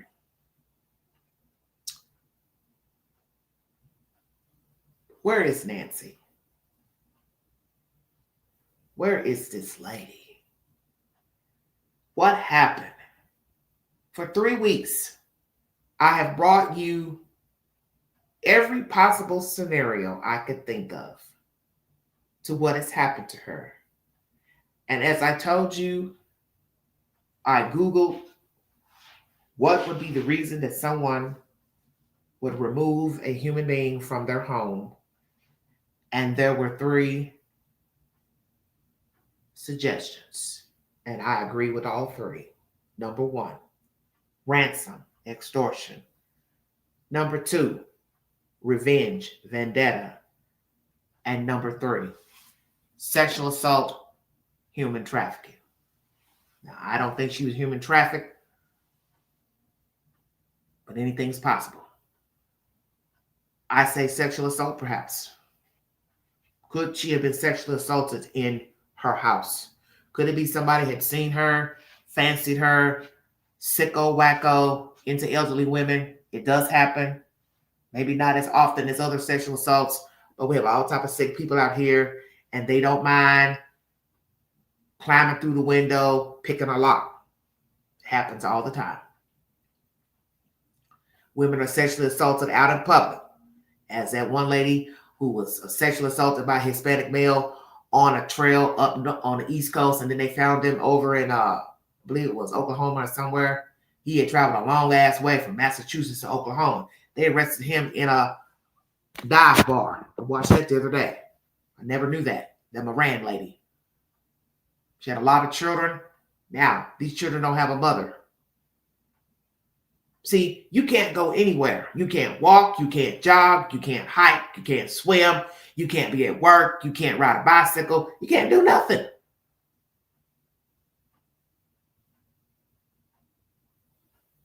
This is how bad life has gotten. You can't do anything without being assaulted.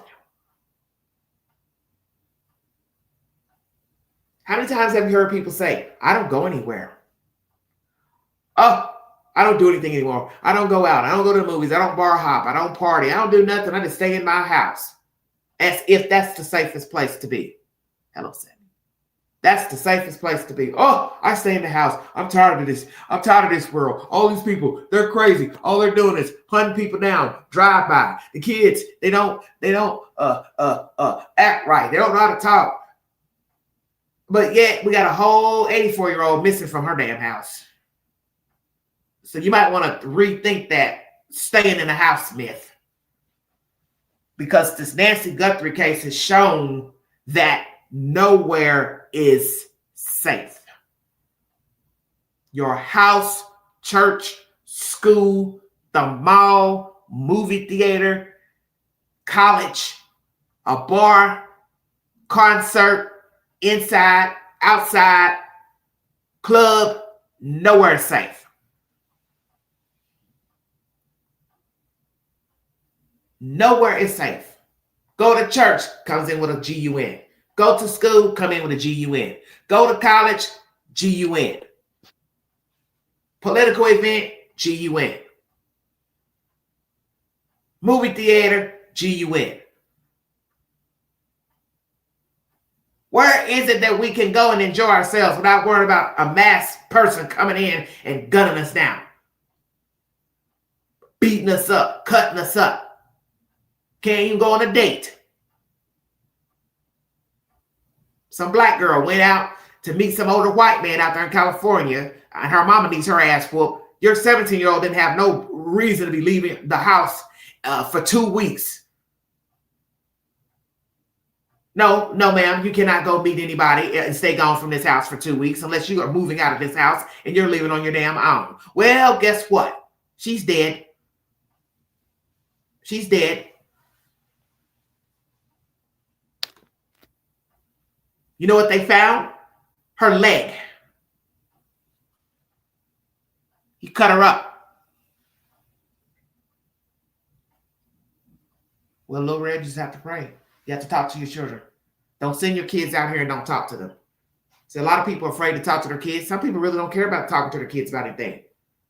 Because you still have a lot of childlike adults out here raising children.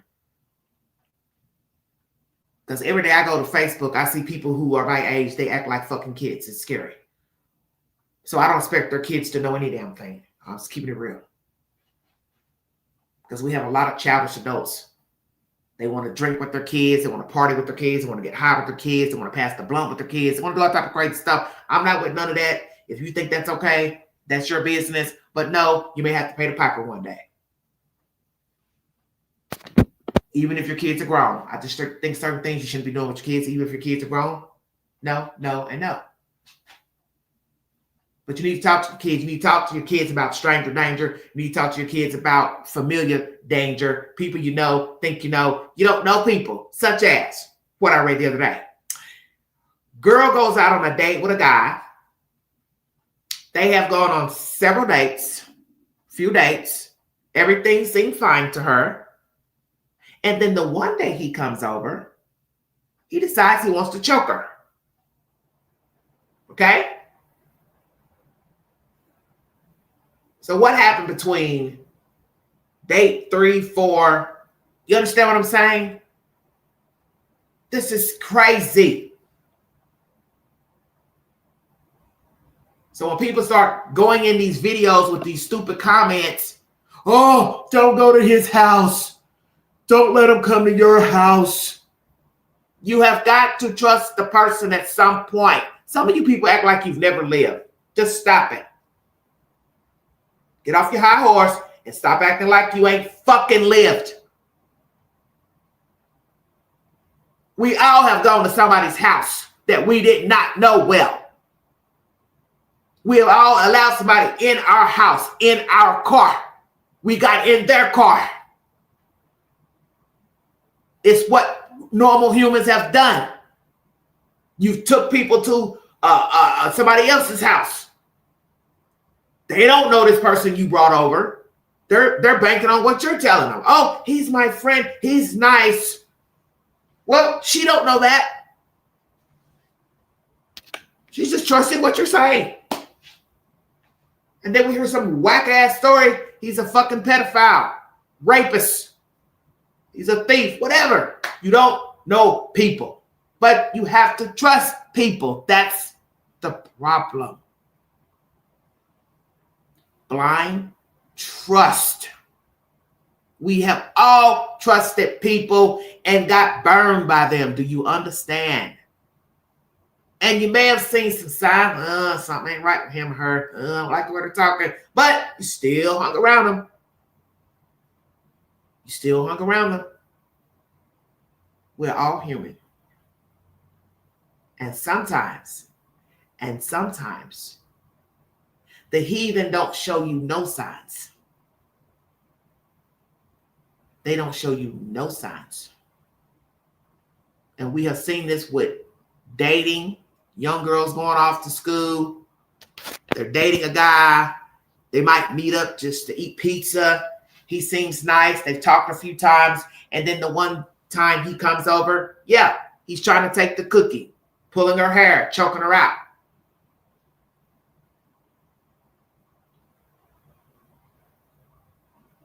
You don't know people. You cannot trust anyone. And I don't know what happened to Nancy, but I'm speaking in general terms about human nature. At some point, we all have to trust somebody.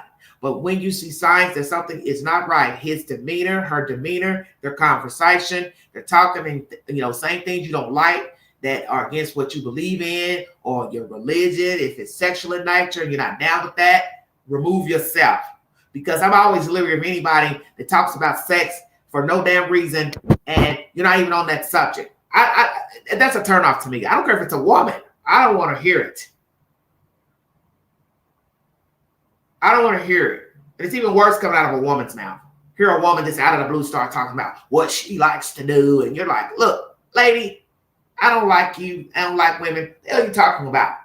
Men, same thing. Guy starts talking sex talk. Oh, I like to do this. And I like a woman to do this. Scratch him. See you later, Tito. See you later. You don't want to invite the enemy in.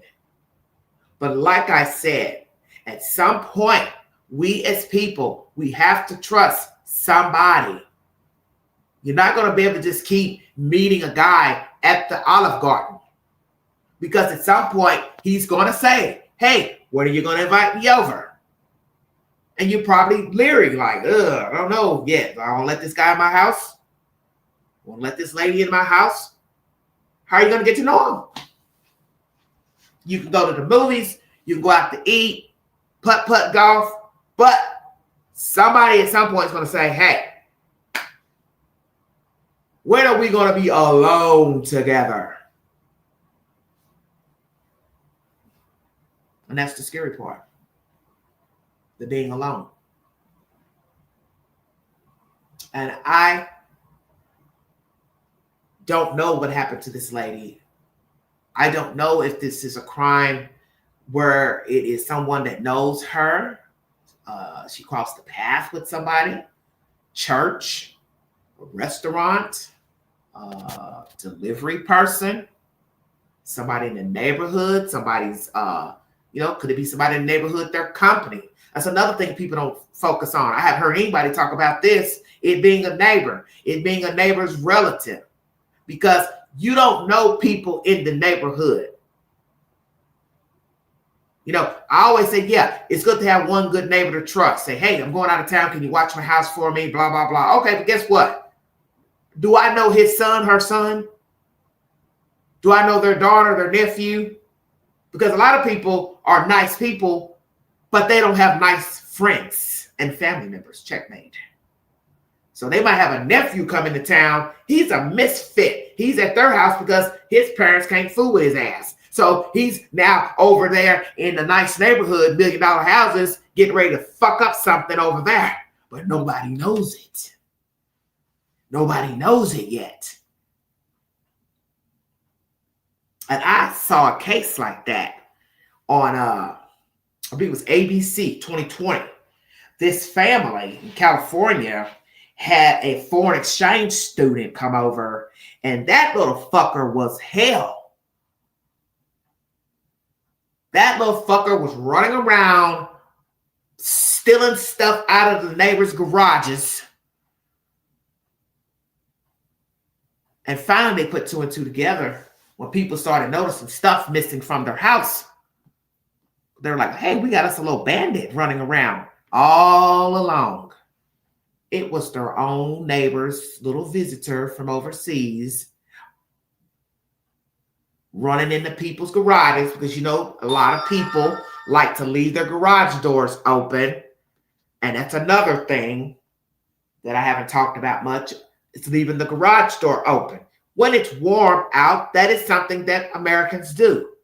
They want to air out the garage. They want to tinker with the car, wash it, change the oil, move stuff around in and out of the house. So they leave the garage door open. And here in the South, it's prevalent for older people and young to sit in their garages with the door open and just kind of chill, have a cigarette, a beer, or whatever. Well, what did I tell you about people?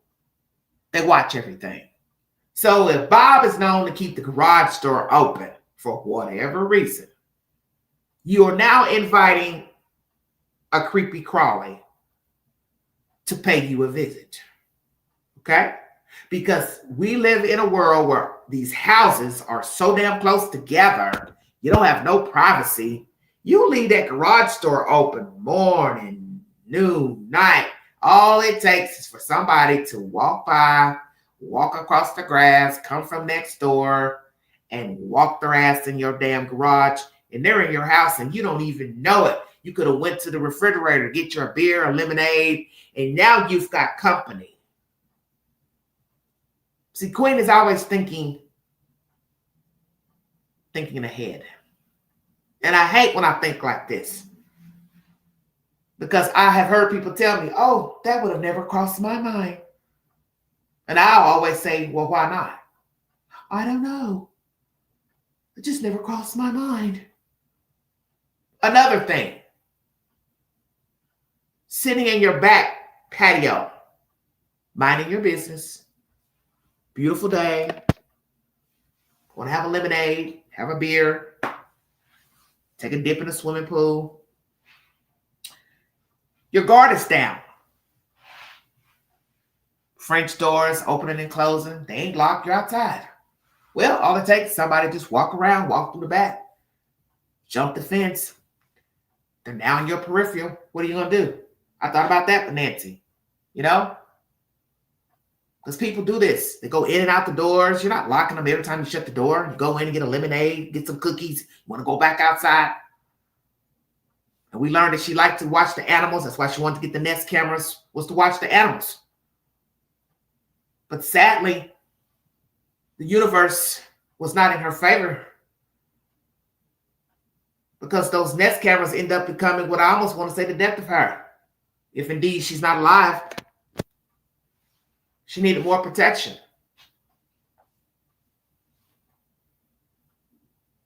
You need an alarm. She needed an alarm.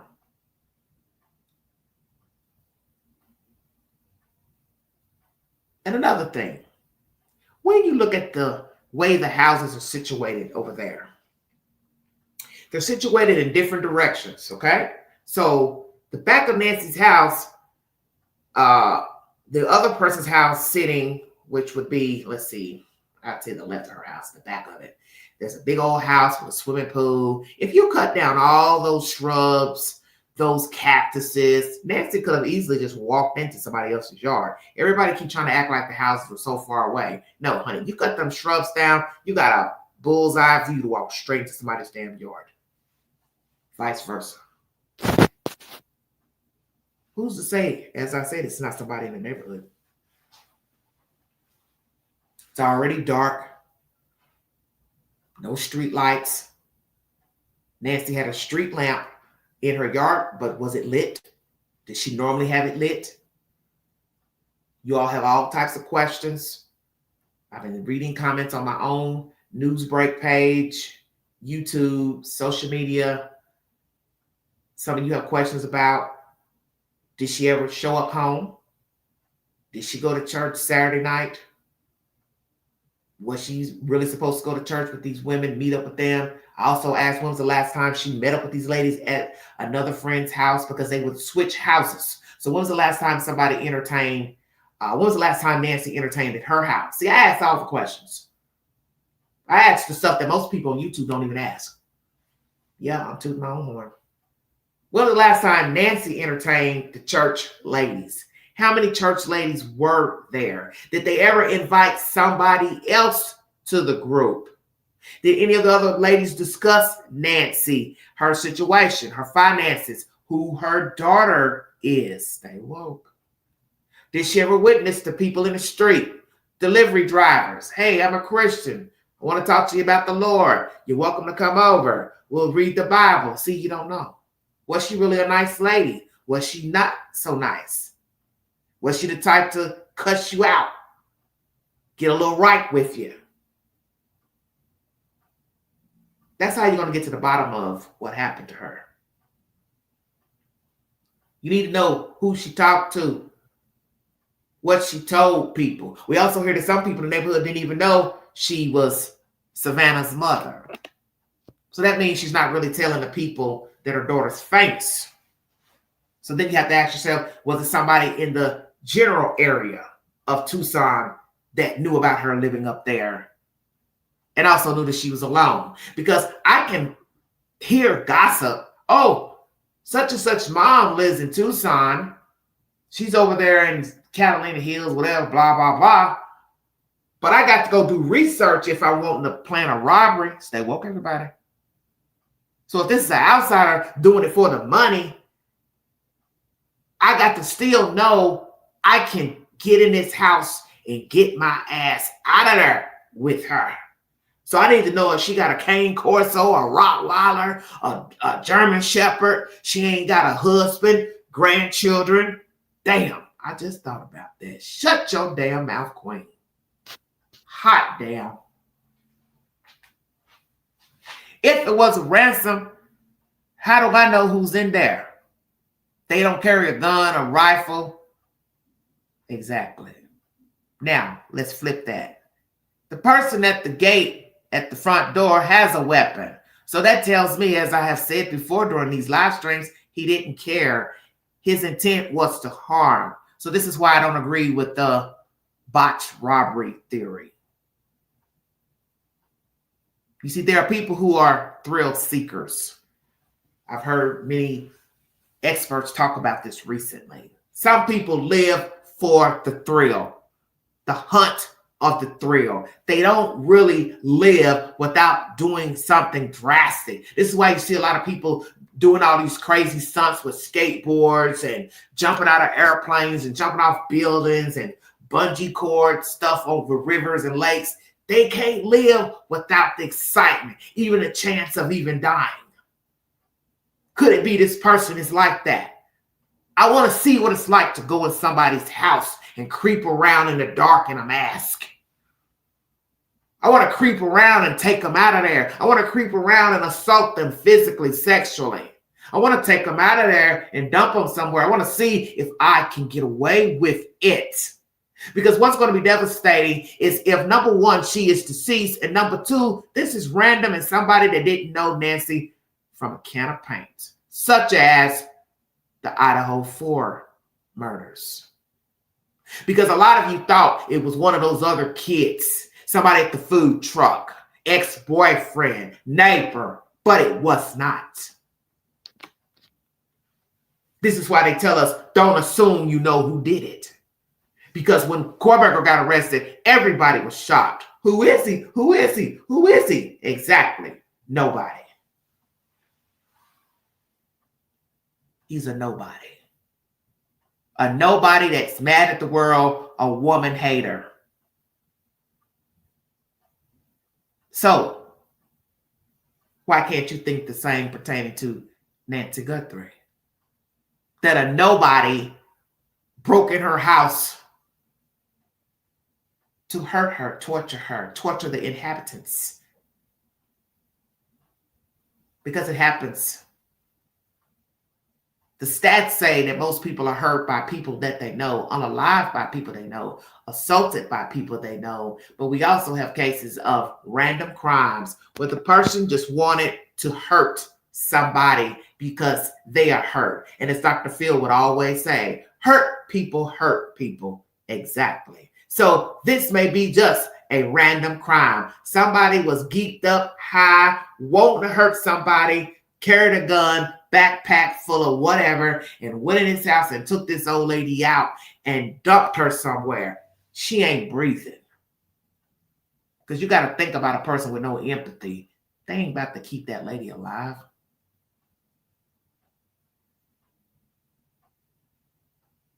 I'm going to bank on that damn profile. This is a mama's boy we're looking for. We're looking for a mama's boy. We are looking for a young man who ain't amounted to shit. He ain't doing shit. He ain't got shit.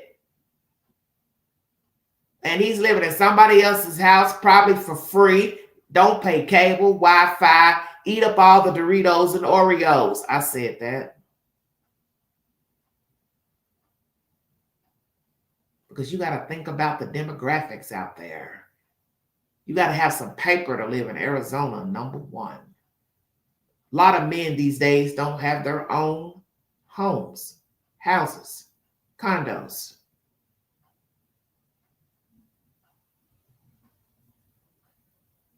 So who fits the profile? Maybe we should ask Google.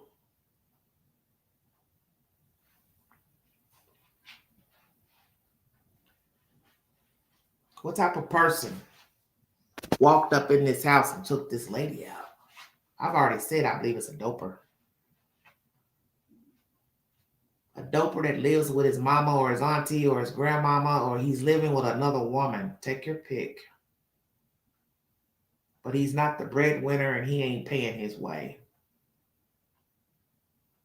He probably does not have a good relationship with his own mother. Mm-hmm. And you've heard those stories before of those lifeless ass men who date women, marry women, but they really don't like women. They call them bitches and whores, push them around, pull their hair, strangle them, choke them during sex, out of sex. Mm-hmm. I say we got us a lowlifer. And right now he's probably feeling mighty, mighty fine because he hasn't been apprehended. FBI have not knocked on his door, but I'm praying for a miracle. I'm praying this DNA gets up out that damn lab down in Florida and makes its way to Quantico, and we can get this party started right. Because that's where the evidence should have been in the first damn place. And the sheriff, he ought to be looking like a damn fool right now. Because I think he's that type of person you can't tell him a damn thing. He's a know-it-all. Well, you're going to be the reason this case is held up. Because the evidence should have went to Quantico in the first damn place. I don't care nothing about no contract you got with these people. One little exception, you could have sent this damn DNA over to Virginia. Now it's a hot butter mess of trying to separate the DNA from this lady's house. And as I said before, where is this DNA? Because, honey, Queen is sure enough curious. Where? You found DNA where? I think you all are scared to tell us because it ain't going to be good. Because you got to think about what that means. DNA's mixed. What kind of DNA? No, I want everybody to think about that. Where is the DNA? Where did they find it? Where in Nancy's house was it found? What is it? Where did you find it? And what is it? Urine? Fecal matter? Hair? Fingernails? Semen? Saliva? Blood? Dog hairs? Cat hairs? What are we talking about?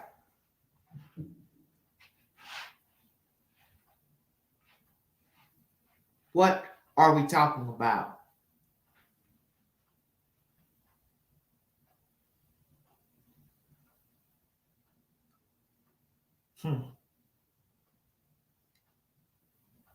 Lord have mercy.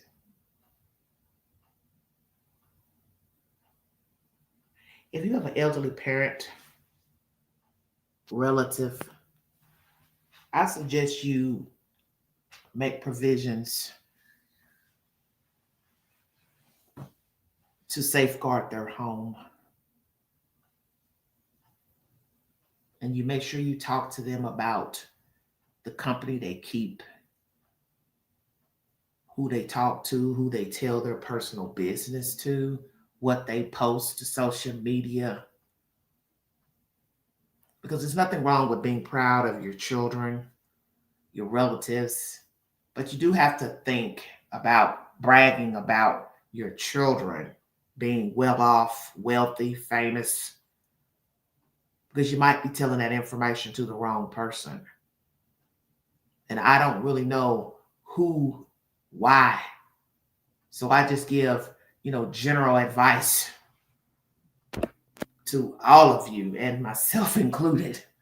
You have to be careful what you talk about or what you repeat, especially when you're dealing with people of wealth, because people watch everything. When you are out shopping, people are watching how you walk, how you talk, how your hairstyle, the clothes you have on. If you're wearing name brand items, carrying a Gucci bag, Prada bag, there's people watching that.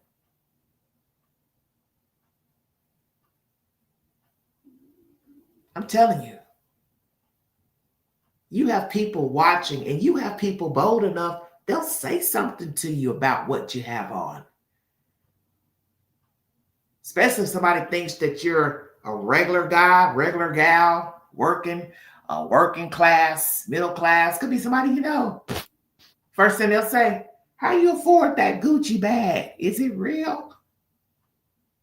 Which is none of your damn business. But people will ask, especially if they think you can't afford it. You understand what I'm saying?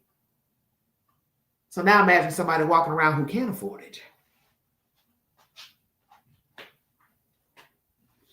Somebody's watching, somebody's looking. I've heard all kind of conversations in my 55 years of living. People on jobs are watching people.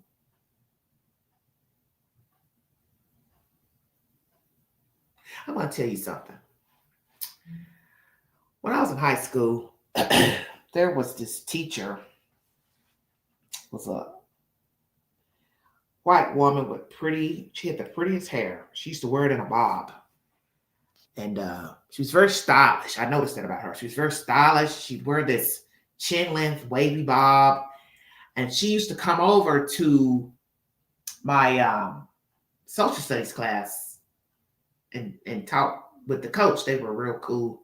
And she'd come over there and speak to him and talk. I don't know if they were flirting or whatever. But anyway, she'd come over there and talk to him. And I would always look at her. And I admired her, because she was pretty. She was thin. She had this beautiful blonde hair. And I loved the way she dressed. Okay? She always wore these really nice clothes. And she would wear these bell-bottom type pants that I never even saw any woman wear. I mean, ever at that time. Because this is mid-'80s. And I used to say, damn, where did this lady get her clothes from? She's always dressed so nice. And then I kept thinking, I was kind of smart for a kid back then. I was thinking, what kind of money could she be making as a school teacher? Dressed like this. So I thought she must be making some good money. Maybe the teachers, school district, I think they paid the teachers really well back then. They pay them good now. But that's my point, is that if I'm a student looking at this lady, admiring her clothes, her features, her jewelry. I mean, she'd be dressed like to the nines. She was very classy. Let me tell you, she would remind me of the type of lady that would be on a yacht. That's what she reminded me of, with the big pants and the sailor type shirt with the blue and white stripes. That's how she dressed. If I'm a student looking at this lady and saying to myself, wow, she dresses nice. Look like she's got a little bit of money. What do you think other people were saying about her? Other school teachers who didn't dress so nice. You understand what I'm saying? So then you imagine she's out in public. People are looking at her, they're saying the same. Wow, that's a well-dressed lady. She looks nice. And what would you assume about her if you saw her out in public? I bet she has a nice car. I bet she has a nice home. And you see, when people see you dressed nice, your hair's coiffed nice, your makeup's nice, you got nice accessories, jewelry on, nice clothes, they will assume things about you, would they not? Mm-hmm. They would assume things about you. And I'm just sharing, shooting from the hip right now during this live, so don't pay me no mind. I'm just saying people judge you. People watch. That's what I'm trying to say. If you're trying to figure out where I'm going, people watch. And people assume things. And I remember years ago, a little spot where I go on Wednesday nights, I was sitting outside. Oh, this is over 20-something years ago, but I was sitting outside on the stoop. This is back in the day when they let us sit outside on the stoop. They don't let us do it now. But I was sitting down with this one young girl. She was like, "You're always dressed so nice. You look like the type of person that would have a Mercedes." Are y'all hearing this? I took it as a compliment, because most people that know me in the area, they know I do dress nice. I don't play about them clothes and the accessories. I'm always top tier when I step out, even if I got on jogging pants. But it's the point of the image I'm portraying to somebody who don't know me. They don't know anything about me. And the fact that they're saying, you look like the type of woman that would be driving a Mercedes. That's deep. And matter of fact, a few years before then, I was driving a Mercedes. An older vintage Mercedes. Isn't that something? The point I'm making is that people watch. People assume. And this is how a lot of people do get robbed. That's where I'm going with this. That people look at you. They listen to gossip. Stories from other people.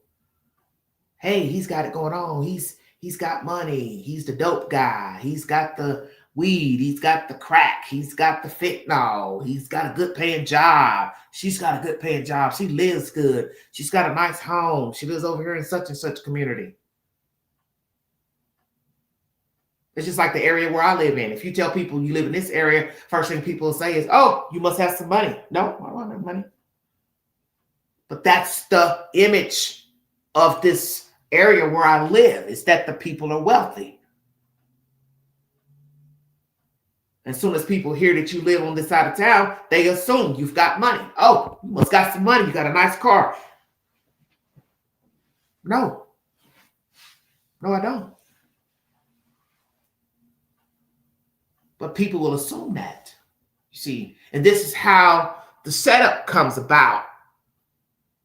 This is how people get robbed. They're looking at you assuming, oh, he dressed nice, looks nice accessories, nice jewelry. Oh, nice car, nice SUV. Oh, I hear they live over here on this side of town. Oh, that's where the money is. Next thing you know, somebody's following you home from the bar, from the club, from the mall. Say, whoa. Same thing with children. Every child is not afforded the opportunity to go to school and look bedazzled. So you out here breaking your neck to buy your kid $200-$300 Jordans. Be very careful. Because you're sending a message to the universe, and maybe you're trying to on purpose, because really a lot of people buy stuff just to impress people. I don't personally. I'm not into that type of life, trying to impress anybody. But even with children, children like nice things. They want to look good. They're watching this stuff on TV, rap videos, blah, blah, blah. They want to look good, but it's still a message you're sending to the universe, and people are watching. Children are watching. Why you always hear these crazy stories about kids getting robbed? Oh, I've heard countless of stories over the years. Getting their sneakers stolen, jackets stolen. Very reason why now kids' parents send them to school with their names in their coats, in their jackets, in their backpacks. Because the people will steal the kids' stuff. I heard one lady years ago said the kid was at the daycare and the damn mom stole her baby's Tommy Hilfiger coat. just picked up the coat like it was her kid's coat, walked out with her kid with a stolen coat. See, it's those little things you don't think about that become big things. Because people watch. You think somebody ain't talking about the lady in apartment A on the 3rd floor? Oh, she looks nice all the time. Her kids look nice. They're always dressed nice. They're wearing expensive shoes, clothes. They're always wearing Jordans and Nikes and this and that. Next thing you know, somebody's watching to see what time she goes to work. Say, whoa. Yeah. She takes her kids, put them in the car about 7:30 in the morning. She stays gone. She'll come back to about 5:30. They don't even know where the kids go to school. They know what time the kids get out of school. What time to get off the school bus. They won't. See, the game is the same no matter where you are. There's always somebody watching. Same thing with the maintenance staff. Where you live in apartments, condos, they watch too. Because they're trying to figure shit out. Well, they got a nice car, got a nice Jeep. What do they do for a living? I ain't making no big money. You'll be surprised how envious people are of others. I think some of you know what I'm talking about. This could be the situation here. Mrs. Guthrie, I don't know.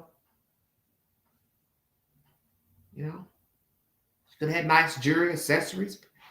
I saw her in a nice green heart pendant, one of the pictures. Doesn't take much for people to be jealous of you, envious.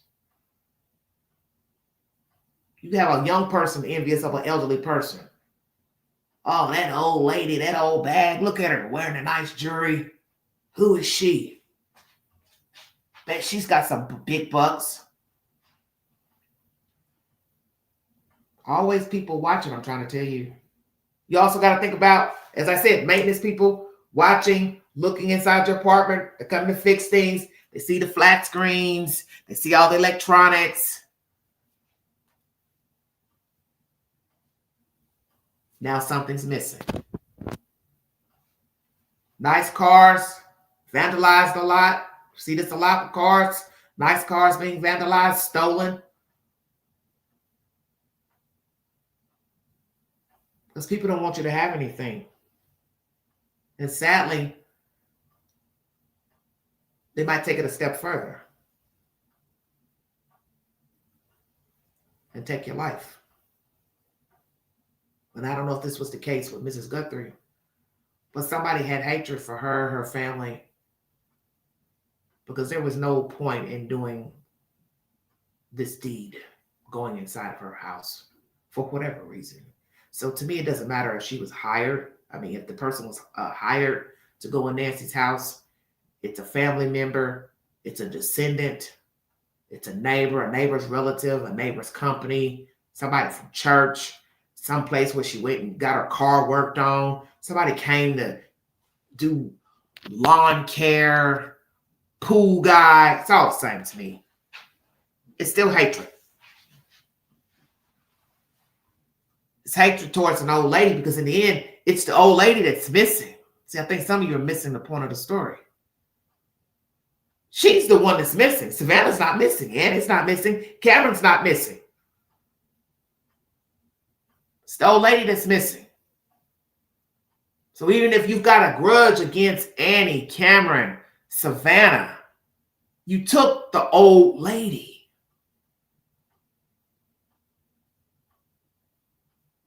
Hate is hate, honey. It's got tentacles. Are you not paying attention? It has tentacles. Because the hate didn't just stop once he took Nancy out of the house. The tentacles kept reaching out towards her children, the community, the neighbors. He didn't just stop with taking Nancy out. This is a deviant. Whoever did this. It's a deviant soul. Self-entitled soul. And whether Donald Trump is requesting the death penalty or not, you're going to get that off the top.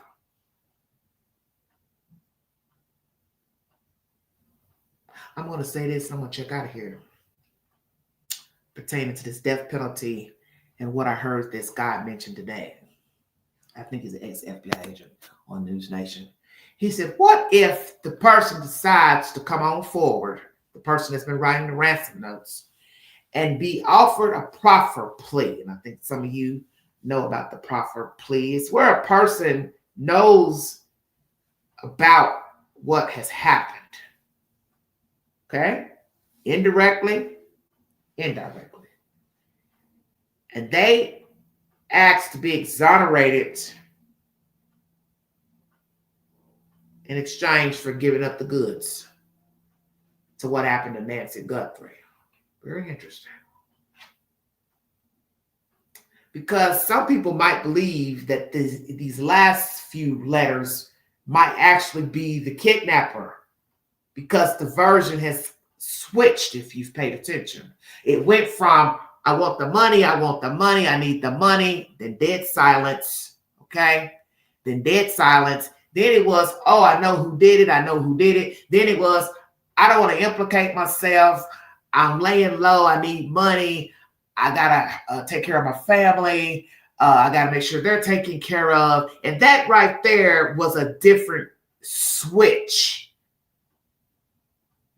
to the other ransom letters if you've been paying attention.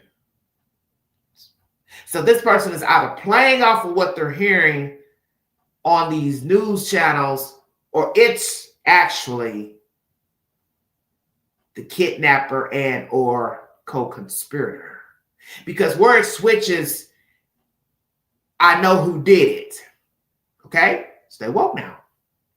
It went from I want the money, dead silence, I want the money, dead silence, to, oh, I know who did it. Then it switched to, I got to look out for myself. I got to make sure my family's taken care of. So you can read that two ways. You can read it as it is the kidnapper who's trying to profit off his own crime, or it's somebody who was a part of it or was told about it, but they want money, but they're afraid to come forward because they don't want to be known as a rat, which that was mentioned. Make it make sense. Who is this ransom writer? Is it somebody just playing games with TMZ and the media for attention?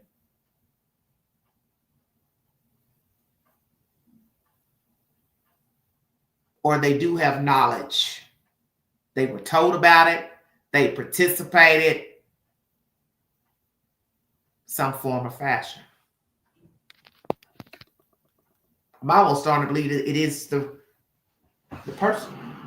Once it switched to, I know who did it, I have a burglary charge, that's one reason why I'm not coming forward.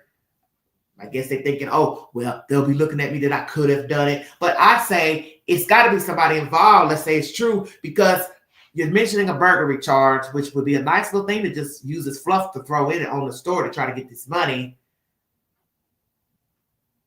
But you know about the crime. So to me, that's a problem. You can't get a pass.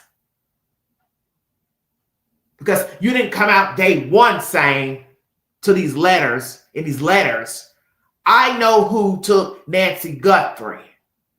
You wait about a week in before you said, I saw her at the border. Now, I want everybody to think about that. At the border and over the border, that's not the same damn thing. Come on with it, Queen.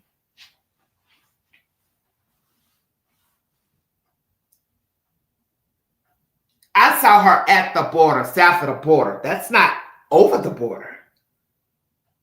And then you got to ask yourself, well, if you saw her, how would you be seeing her? See, I listen to everything. Because I don't think anybody's really paying attention. How would you see Nancy with these, them, those at the south of the border? Well, what were they doing? Eating ice cream? Make it make sense. I saw her. That was her. Well, if it was her, you should have no problem collecting the reward. Checkmate. I wouldn't give a damn what nobody thought of me. If I robbed 8 banks, if I know I saw that lady with somebody, I'm getting ready to go collect. They can keep you anonymous as long as they verify you ain't had nothing to do with taking her.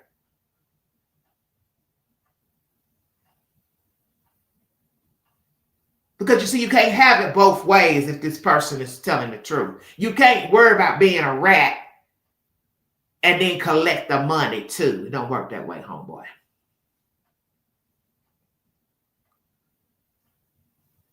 So now with the rewording of these letters, it's almost making me think that he is the kidnapper. Old criminal record, don't want to come forward, don't want to be known as a rat. And think about it. If he comes forward, he already knows he's got to show proof, number one. Number two, he's going to probably get his DNA taken. That's off the rip.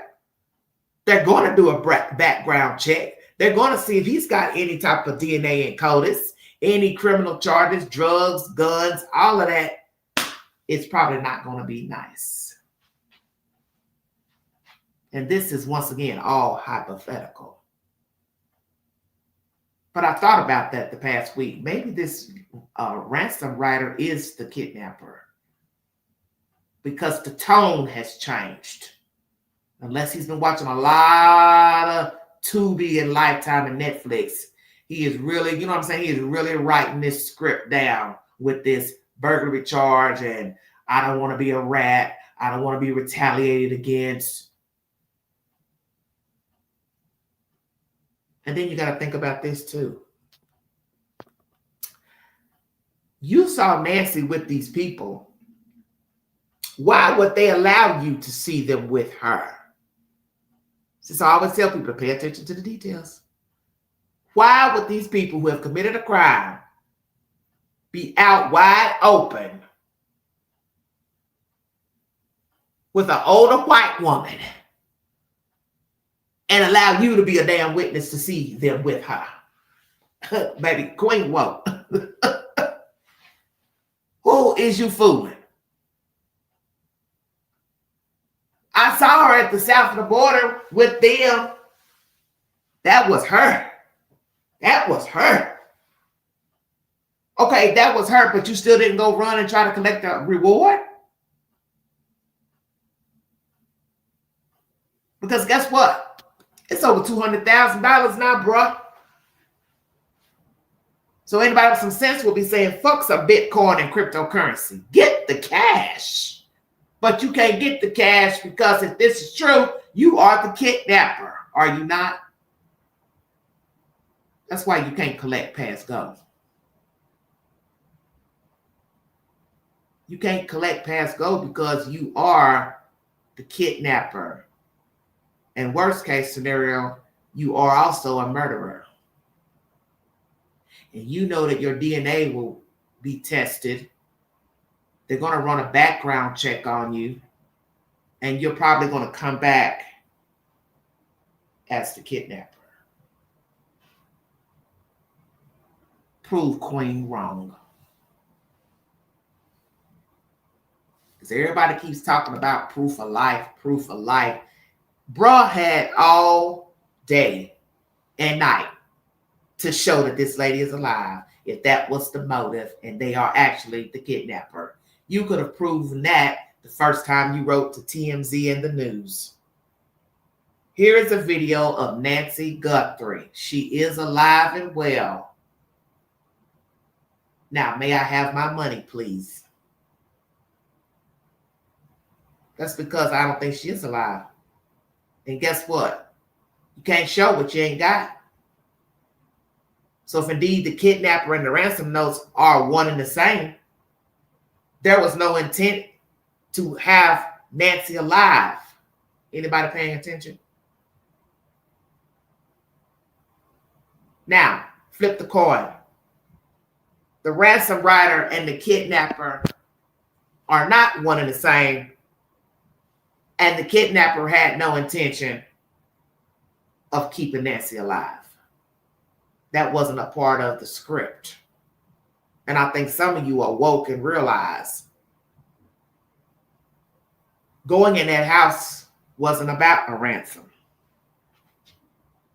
Assaulting Nancy wasn't about a ransom. Taking her out was not about a ransom.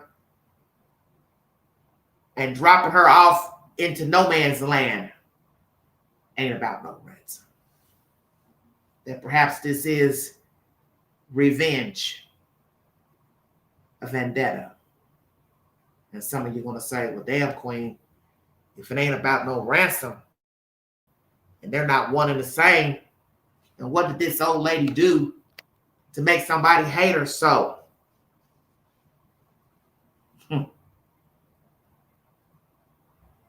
You really got to ask? People can hate you for the simplest of reasons.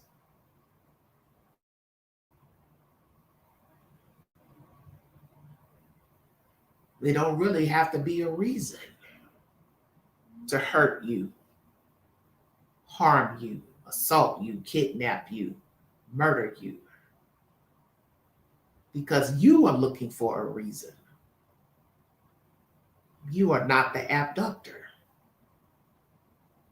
And that's where there's a problem with all of us trying to figure out and assume what happened to Nancy Guthrie. You are not the abductor. So you can't understand the motive because you are not him. And until you can get in his head, you will never be able to comprehend the crime. And that's really the point, is it not? I want you to try to figure out why she's not at her house. I want you to figure out why I took her out of there. I want you to try to figure out what I did to her in her house. And I want you to try to figure out where she is. That's my commentary. Like, share, subscribe, drop your comments below this video. Follow the Queen on the Newsbreak app. Download that app, honey, and get the latest news in your neighborhood, United States, and abroad. And follow the Queen to comment. You get a notification every time I make a post and when I give commentary.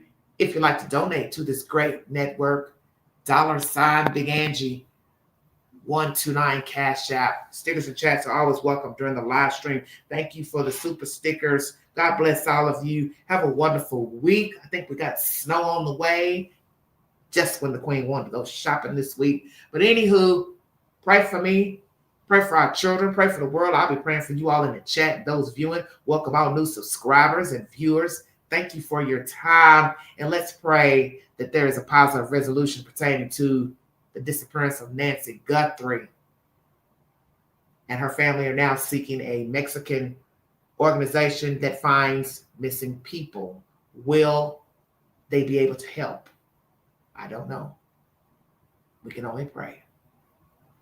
That's my time. You've been listening to The Father's Tale. Thank you.